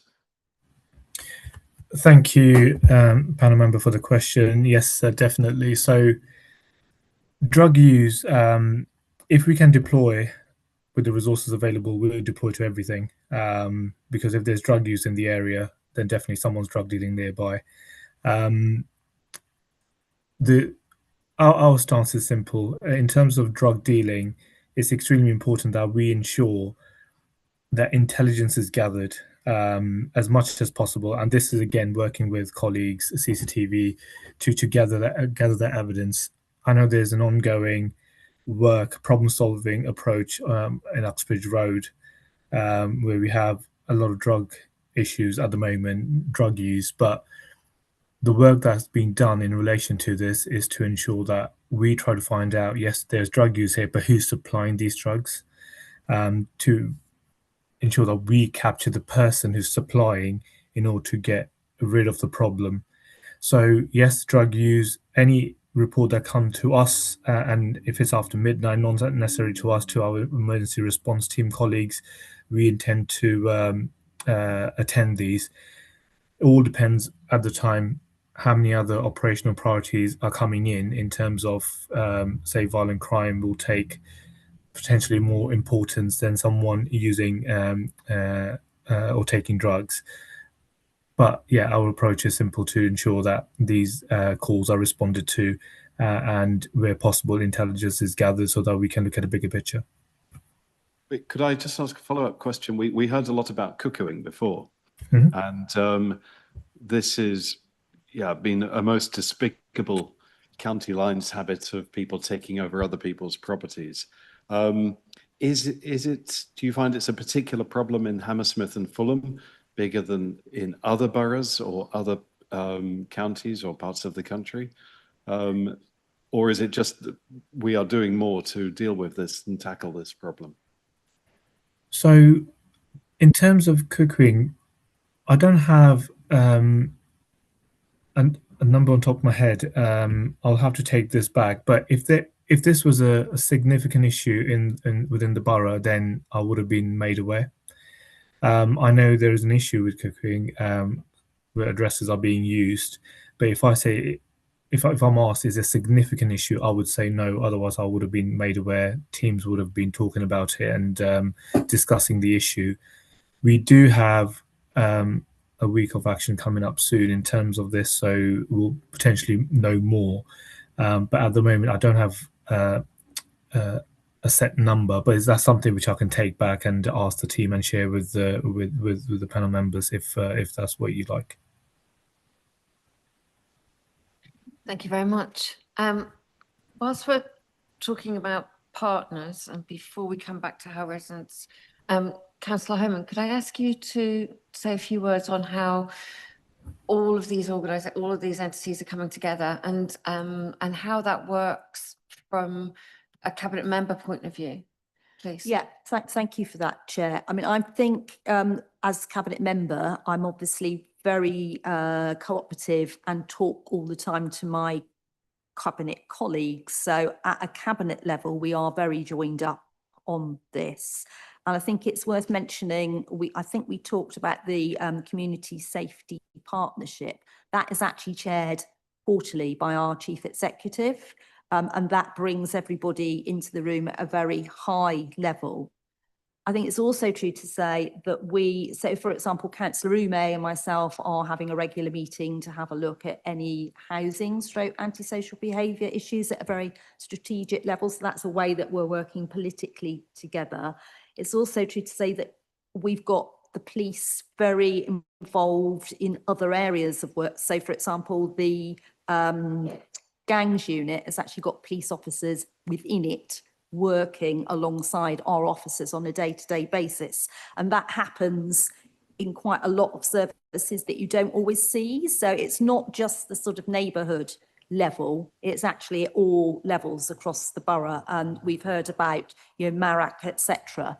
The police are very involved with that. So it's our own services, but also also all of our partner agencies. So politically, we do our best to try and do that as well. I just wanted to come in, if I may, just on the lets, because I think it's very important when we were talking particularly about the drugs issue, about the fact that it is criminal. And so therefore it is kind of the police's ultimate responsibility to prosecute people on this. However, we will support them in whatever way that we can.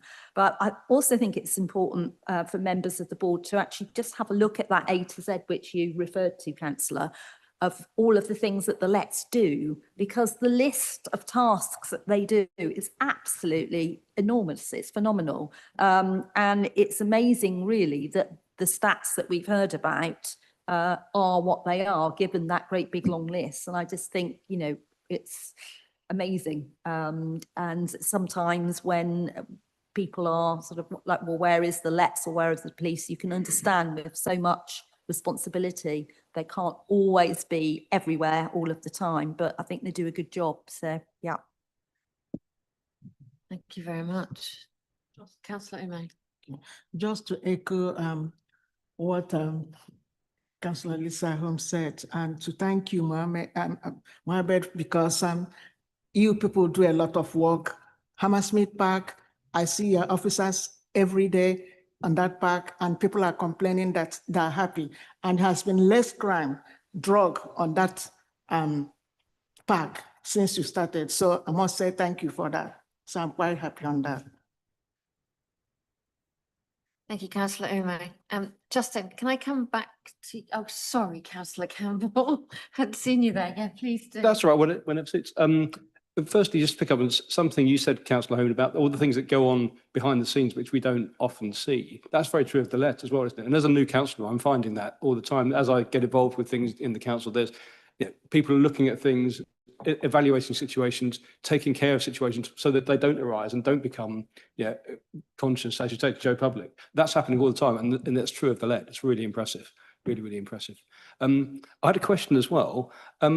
As you said, Mo, the key to what the LET does is a lot of it is engaging with the public and persuading them and not to do whatever it is they're not supposed to do before you go and issue a notice or like.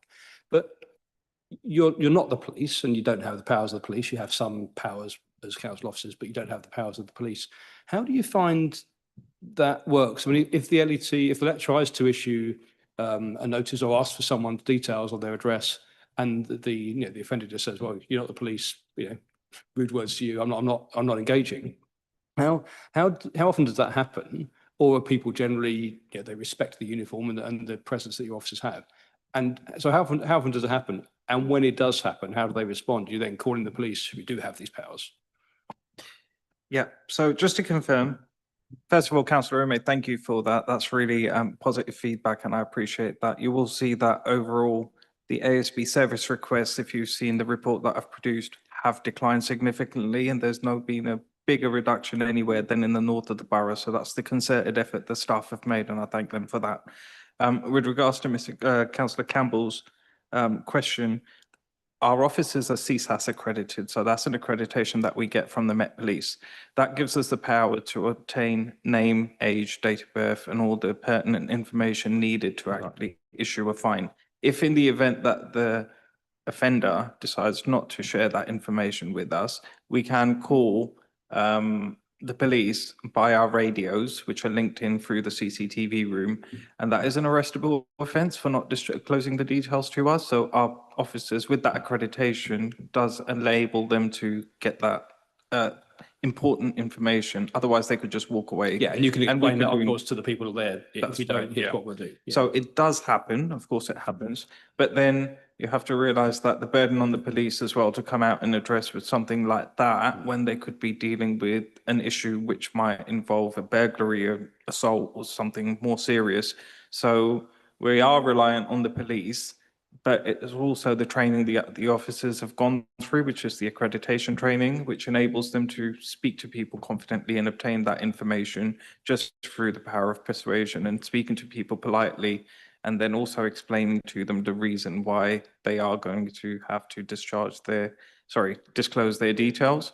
Because ultimately, for any offence that we enforce with a fixed penalty notice, we can prosecute for that, but the fine is the lower and the more softer approach, which enables them to discharge their liability on the spot with a payment rather than going through a prosecution, which they sometimes actually prefer.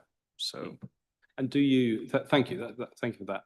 And it's got to have teeth behind it ultimately. And do you prosecute for people who, someone who's, I'm not interested, I'm not engaging, you give them a note, a fixed penalty notice or whatever, and they don't pay. Does that then get followed up, and there's just then a process for enforcing it, like any fixed penalty notice? yeah, so we do take prosecutions and take people to prosecutions, and there's some going through the courts as we speak in the next week or so. But again, with our legal team, it's getting all that paperwork to them. Yeah, you'd rather ensuring not, that sure, they can- because you'll do it if you have to. Of course.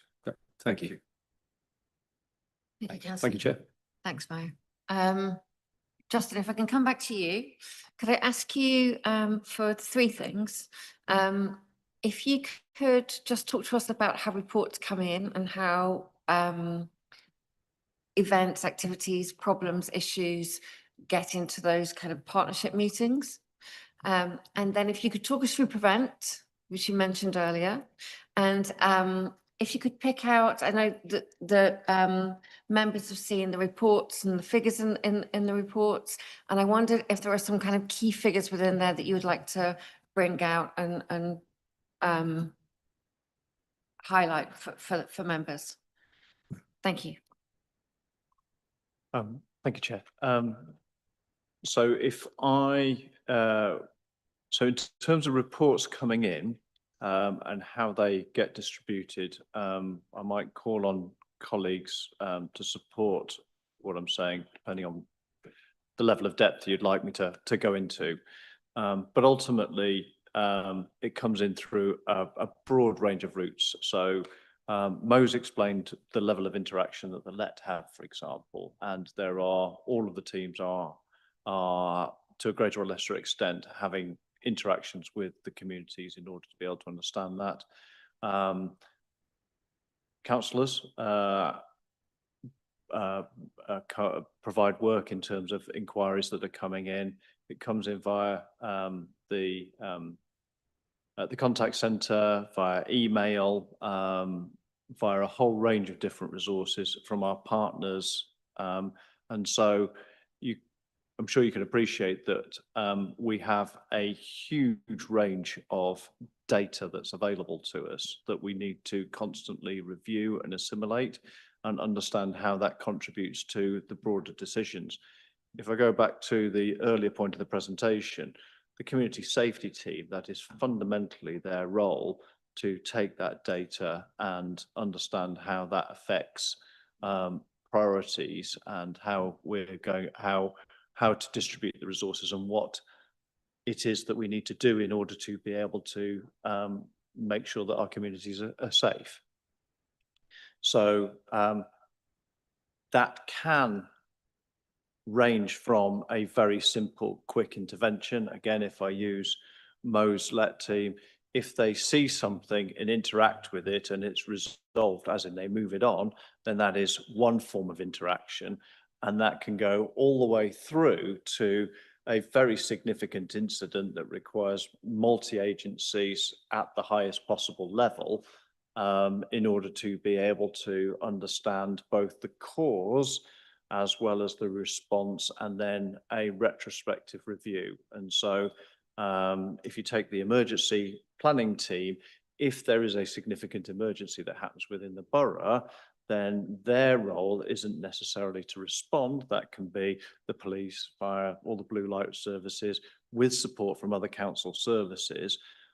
But what they're very good at is making sure that that infrastructure of response happens both on an immediate basis and then subsequently, but then there will also be a review, and that, you know, you can have a gold meeting. Richard and I are on the rotation for gold, and if we were on duty, then we would be chairing on a strategic basis the council's response to that meeting. So you go from an interaction where you address something and move it on, all the way up to a significant borough-wide and multi-partner. And again, in a big incident, you can have other boroughs that come in to provide resilience and support on that basis. I don't know if that answer, is that what you were asking for? Yeah, thank you. That's really interesting. And is it possible for the police to trigger one of those or to bring in an issue, or is it always from internal departments? And no, you're absolutely right. I mean, it can come from a multiple sources, and yes, absolutely. The police are integral in that, as well as the fire service and the ambulance and health. You know, I mean, it is depending on the nature of the incident and why they would want a multi-agency interaction that can trigger it, and you know, we will adapt and produce those resources in order to be able to understand how we can resolve that. thank you very much. Can I just Councillor follow up? Maddox. Could I follow up, Madam Chair? On when you're talking about these big incidents and multi-agency planning, going back to the emergency planning service, what were the outcomes of the multi-agency exercises on surface water flooding, the Westfield terrorist attack scenario, and the illegal travellers encampment protocol? Were any gaps identified, and what remedial action has followed? And also, the self-conducted service exercise on cyber incident, fire and flood scenarios were due for completion in mid-June 26. And I just wonder if you've got an update on what the status is of those, please. So, Councillor, at the minute, as you're probably aware, that there was a cyber incident which we are working with. We can't disclose that information because that's going through our external processes with colleagues in Kent and Chelsea and the government. So I can't say anything more than that. With the other items, we always do a review. We do look at aspects. One thing I can honestly say about this authority, it's all about understanding and being trained to undertake emergency activity. It's about understanding what the issues are. It's always about understanding how we can actually improve. So when the real incident does occur, officers are there ready to access it. Prime example was about 6 weeks ago. I got a call at 2 o'clock in the morning. We had to find one of our blocks. I was basically on gold duty, housing gold duty that week. I wasn't on gold duty. Housing gold duty means that we've got our internal gold processes. We've had that in place for the last 18 months. The Regulator Social Housing Inspectorate thought that's a really good way of working because, of course, when you've got over, 17,000 properties which you're looking after, there is more chance that a fire will happen or emergency issue will occur in those places. We dealt with it. We had a local authority LALO on standby. That person was already there. The blue light services were already there, which is the fire and also the police. When they finished, they then give the property back to us, and then we get involved. You've got to remember is that when an emergency does occur, PALI and the fire service, the police and the fire service are the main responsible agents. We then come back as a support agent, and that's what we do always. And we will ensure that we will do that not just for our own housing blocks. We've actually done it for other housing associations as well over the last, I know I've been involved in several over the last 3 to 4 years to make sure that everybody's kept safe and our residents are safe all the time. Thank you very much, Richard. And for the exercises that. So all the exercises are reviewed. We have feedback from it. We get feedback from all our partners, and then we put that back into our planning and we go around and do it again. Councillor. Were there any gaps identified? Not that I'm aware of, but what we can actually do is that we can give you we can give all councillors an update of what actions we've undertaken, what activities we've done since those training sessions have occurred. I think Councillor Maddox, that might be something really useful to put onto our forward plan.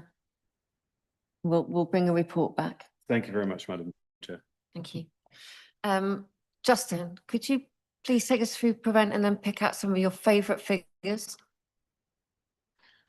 So Prevent is one of our 4 strands of the government's counter-terrorism strategy known as Contest. It is about safeguarding people from being radicalised or drawn into extremism/terrorism. Local authorities must comply with the statutory Prevent duty, which requires responsible authorities to have due regard to the need to prevent individuals from being drawn into terrorism in exercise of their duties. Key work streams are local risks and emerging issues. The counter-terrorism local profile produced annually by SO15, the counter-terrorism policing and other security services, determines the risk and threat in Hammersmith and Fulham. Safeguarding, the legal duty placed on Hammersmith and Fulham under Section 26 of the Counter-Terrorism and Securities Act 2015. Training, workshop to raise awareness of Prevent RAP, offered to Hammersmith and Fulham staff in order to meet the council's responsibilities under the Prevent duty. Education, training and engagement to ensure schools meet their responsibilities on the Prevent duty and to be Ofsted ready in relation to Prevent. In the 25-26, a total of 4,657 school staff were trained in Prevent across Hammersmith and Fulham and RBKC. Lastly, community engagement. Engagement with communities enables the team to be aware of the main extremist influences in Hammersmith and Fulham communities. And welcome any questions on that. Councillor Campbell. Thank you. It's a very quick question. On the RAP, the workshop, is offered to all H&F staff. Do you think it will be useful for councillors to attend that? And it's a genuinely open question. If you don't think it'll be useful for us in our role, then say. I'm not desperate to sign up for anything. Absolutely is the answer. Yes. Okay. Ultimately, the entire purpose of the Prevent duty is to raise awareness and ensure that that is cascaded down and back up through the community. So any awareness of the identification of potential radicalization is exactly what that entire purpose is set up. So yes, and I think that is already there is already the intention to. Okay, fine, it hasn't happened, but okay, great to hear. Yeah. But you know, you can't be inducted on everything. No, absolutely true. But no, it does seem. I agree. It's sort of thing we should know about because it pervades everything. Yeah, thank you. Mr. Shray. Chair, just to add that we've also in the past also undertaken Prevent training for all our contractors. What you'll find out is that it's the frontline officers and services who tend to get that intelligence. So we've done it with our waste services, our grounds maintenance, our housing contractors, in repair service, those are the people we've also done training as well. Thank you very much. Justin, the evening is wearing on. Are there any particular figures that you'd like to draw members' attention to? I wasn't anticipating that question, so that so that off the top of my head, that would be quite a challenge to be able to do. However, I might ask my colleagues to my left because we did prepare some slides in relation to specifically the LET and antisocial behaviour. But if you could, if Mo could cherry pick in the first instance, because I'm conscious of time. So, and then Miguel, if you could cherry pick. Is that okay, Chair? Yeah, thanks, Justin. Thanks, Mo. Yeah, so for everyone's benefit, I'll whiz through these. I'm just conscious of the time as well. But what I wanted to do with this graph here is to show you the level of service requests that are coming in. So this is the demand for the LET team over this year and last year. So you can see overall demand, given the vast array of work that's taken place, has increased. If I could just go to the next slide, please. And then this is counted with the patrols that we do to ensure that we can address those service requests that are coming in. So you'll see here that when I mentioned earlier on that there was an overall patrol increase of somewhere around 75 to 90, 70 to 80%. This is the data that's demonstrating that. So just for everyone's benefit, the new device that we have, it geolocates where every officer has been. So every single inspection is geolocated with the time, location. So what this enables us to do is then have a look at the patrols that have taken place in the different areas. So you can see they walk the streets a lot whilst they're on their way to local parks or housing land within their ward, because as Justin mentioned earlier on, as part of their daily duty, 2 parks if they're in your ward. If you have one ward visited twice a day, if you have housing such as for Lily, you may have the Clem Attlee estate. So you have to visit as many as 10 blocks in your patrol. If you've got 2 officers working there, that's covering 20 blocks. Ultimately, what we're looking for is you walk straight to the top and work your way down. We're looking for any fire hazards, any obstructions, any e-bikes for lithium batteries to prevent fires and so on. And I know Richard is very keen on us to make sure prevention is the way to go. So this is something that the officers are well versed in. We're also looking for areas where drugs or weapons may be secreted. So that's something that we also do.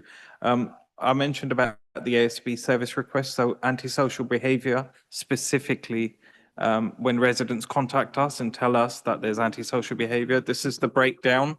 So that stayed pretty consistent over last year and this year. But if you see in June, that has declined significantly compared to this time last year. But the figure I'm really proud of is due to the concerted effort of the team, the decline that you see in the north of the borough from what was reported last year to what is being reported this year. And that's because of the amount of work that's going in to make sure that we tackle things proactively rather than reactively. Just a few more slides to just go. I won't go into detail on all of this, but if you at any point have any questions, you can ask.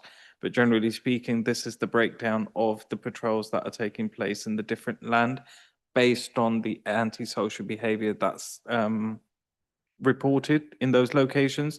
So you can see in our housing land, there's significant increase in the amount of work that's taking place for preventative work. That's similar in our parks and similar in the highways as well, where we've done a lot of work. And basically the patrols have increased significantly because we've adopted this new technology that gets our staff out in the field more than sitting in the office. And unfortunately, in the past, it was unavoidable because we didn't have the technology, but now we do.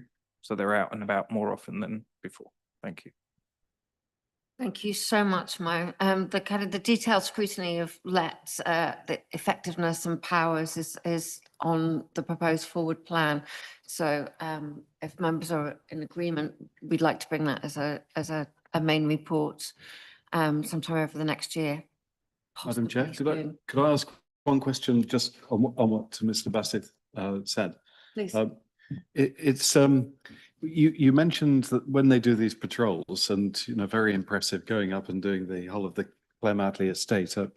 I've been to a lot of these estates nearby and had a look, and I noticed that especially at the end of some of the walkways, there's an awful lot of or a number of people who seem to put huge amounts of products, bikes, garden things. Sometimes it's to try and make it look nice. Sometimes it looks quite a mess.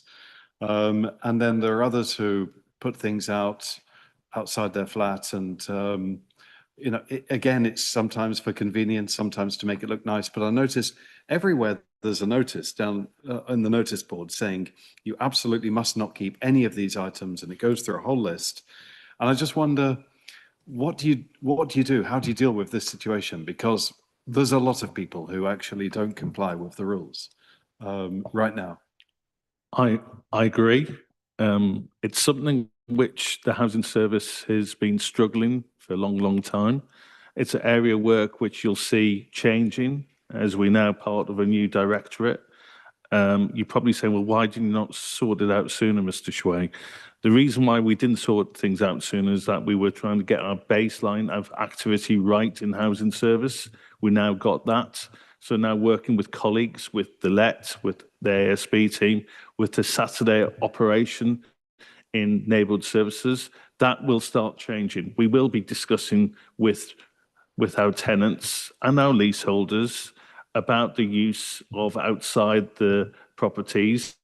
We have actually already undertaken some quite serious discussions with people about bringing electric bikes into lifts and storage areas, and we will evict people of that nature because they're putting people at risk. So we are taking more proactivity and proactive, and you will see that over the next coming years. Thank you, Mr. Shway. It's very dangerous, some of it. It's an area that's also covered by the housing and homelessness policy and accountability, and they bring fire safety and to that pack. It's also always interesting to see that report. Can I ask members? I know we took those three reports together, but can I ask you to agree to note? Let me see, 5, which was performance report for, that was 6. Introduction to housing and Fulham community safety unit services, to the performance report for the law enforcement team and the community safety board. Where am I going? And social behaviour unit service, an update on the previous year's performance. Forgive me, trying to read really quickly and flick through. Can I ask members if they're happy enough to note those reports? Yes. Yeah. Lovely, thank you very much. So one of the principal purposes of tonight's meeting was to begin shaping the work programme. Members have seen a draft programme, but this, I think, will evolve over the year, and we've already talked about some other items to bring forward on it. Can I have members' views on whether the proposed themes reflect our priorities? And if there's any comments on any of that forward plan. If I was to have any comments on it myself, it might be that we might be trying to do too much in a single meeting. The idea of being reports and being able to get really into it, granular and into the detail is kind of what we're here for, to look at policy, to scrutinise sort of decisions. And I personally feel like we would do well probably to keep 2 major reports, bring 2 major reports to each meeting, and that perhaps that forward plan might be over the next 4 meetings rather than over the next 3. But is there anything sort of missing, or anything that you particularly aren't interested in seeing? Or should we just agree the forward plan at this stage, knowing that it may change? I would agree that possibly trying to do too much Yes. Means that we don't have the level of scrutiny, and we don't, to be fair, we don't give enough time to the officers to do such a great job and in being able to address these issues at the meeting. So maybe Yeah, I agree. So if we're all agreed, we'll look for a maximum of 2 reports to each meeting. Thanks, Liam. Before we move on, I'd like to raise one further point, which isn't in the papers. So as chair, one of the things I've been thinking about is how this board gathers evidence and hears from residents. Formal reports and performance data are absolutely essential, but really they are like only a part of, or they're a big part of the story. If we're going to be able to scrutinise community safety effectively and make useful recommendations towards policy, I think we also need a structured way of hearing directly from our local communities and frontline partners. So I'd therefore like to propose to introduce local evidence sessions as part of the board's work programme, purely to strengthen the board's evidence base. I think they would help us understand what people are experiencing locally, what's working well, where partnership working is making a difference, and where there are kind of recurring issues that might benefit from more formal scrutiny or policy development. So I'm not thinking that these would be additional formal board meetings, or that they would be sort of public meetings or another kind of casework route. But I think short evidence gathering sessions, perhaps lasting around an hour, focus on listening and understanding rather than trying to make decisions. To my mind, we could build these around 3 very straightforward questions.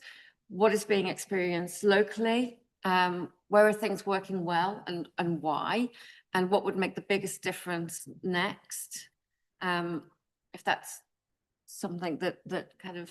It sounds like an excellent idea, Madam Chair. I think that's great to get local residents involved and get their opinions. Fantastic. I agree, and it's your idea that we'd hold them in sort of community centres or places in different neighbourhoods around the borough. Yeah, so I'm to my mind, I think we can organise them around the borough's safer neighbourhood team structure, because there's already ward panel meetings that take place in community centres, in local hotels, in church halls, and if we perhaps mirrored some of the safer neighbourhood team areas, the superintendent was talking about 10, and that feels why not? Like I don't think we can tackle 10 in 1 year. Perhaps we might be able to do 5. Or we'll double up and take 2 in one go. So the detail, but yeah. I think some of these are multi-ward areas, apart from, I think Shepherd's Bush is a single ward area.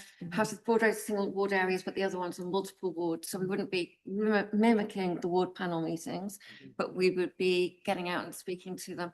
And in which case, I would really like to work with officers and bringing back a kind of a proposal, which I think we can share. And it would be fantastic to be able to get these up and perhaps working from the autumn, if everyone's agreeable. I think it's great, and it will also, I mean, we'd have to make sure that this is bringing evidence at a higher level that to this board that we can take, but it will also encourage people, maybe, you know, it will promote awareness of the work of the police and the alert and everything else, so people then bring specific issues that they want resolved. That's a great plan. I think it shows that we're listening to residents, which is one of the most important things. Yeah, I think it is. They have a voice. It can be difficult to bring residents into a big meeting like this, and it can also be very difficult to hear people's voices in a open and public meeting. But to my mind, perhaps a Chatham House style local meeting where, you know, we are listening to people rather than taking down casework, and that might be a really interesting route to listen. I think that's, I'm having to mention that antisocial behavior, a lady that didn't report it sent me email, and immediately you replied and followed it up every fortnight, every 2 days. And she emailed me back to say, thank you so much. Your officers are really following it up, making sure that I'm okay. So that's an evidence.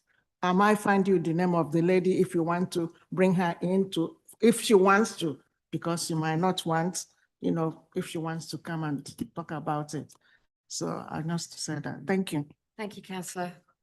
So our recommendation here would be that we continue to, I think, discuss the work programme, that we don't bring back more than 2 substantial reports in any meeting, and that we work with officers to get out into the community and listen to what's happening around the borough. Fantastic. And would that, Chair, would that involve councillors as well, or members of the team? Yes, I think it has to. Yeah, I think it should. Councillors. Yeah. Yeah, and I think it'd be really interesting to bring in perhaps the ward panel chairs as well, bring in the SNT sergeants perhaps, if we can work with the police and yeah. Great. So that we can have a kind of a rounded listening exercise. Okay, lovely. So the dates of future meetings, the 16th of November is our next meeting, which seems like such a long time away. And then we're back on the 3rd of February and the 26th of April. Governance, I would be really interested to see, we've only got 4 meetings a year. Are we expected to look at budgets in one of those meetings? Do you think we are? Okay, in the February meeting, so that actually our forward plan has to stretch much further, doesn't it? Yeah, I think the forward plan for February does mention the budget, but maybe not as it probably could go alongside one other item. I think that is possible, but it's mentioned in the thought programme already. Thank you, Councillor Homan. I was going to say, Chair, I believe that practice before has been that the sort of corporate overview of the budget and then the packs have looked at the individual areas. Our budget goes in lots of the corporate areas across a lot of the other departments. So it may well be that the corporate overview and a very small presentation around the community safety budget would do it. I don't know, I'm just suggesting that that might be a way forward. So you could then have 2 items. Okay, yeah, Yeah. yeah, that makes sense. And I understand that some of the budget for community safety comes from lots of different, all over the place. Yeah. So that's really interesting. Thank you. Okay, so thank you everyone for contributing this evening. Thank you so much to the officers who put so much work into all of those reports and all of those induction packs, and really appreciate you being here. Thank you very much to the superintendent for joining and sharing that aspect for us. I think we've sort of established a really good shared understanding, and I really look forward to working with members and partners over the coming year. Thank you, everybody, for attending or watching this evening. Likewise. Thank you very much. Thank you, Madam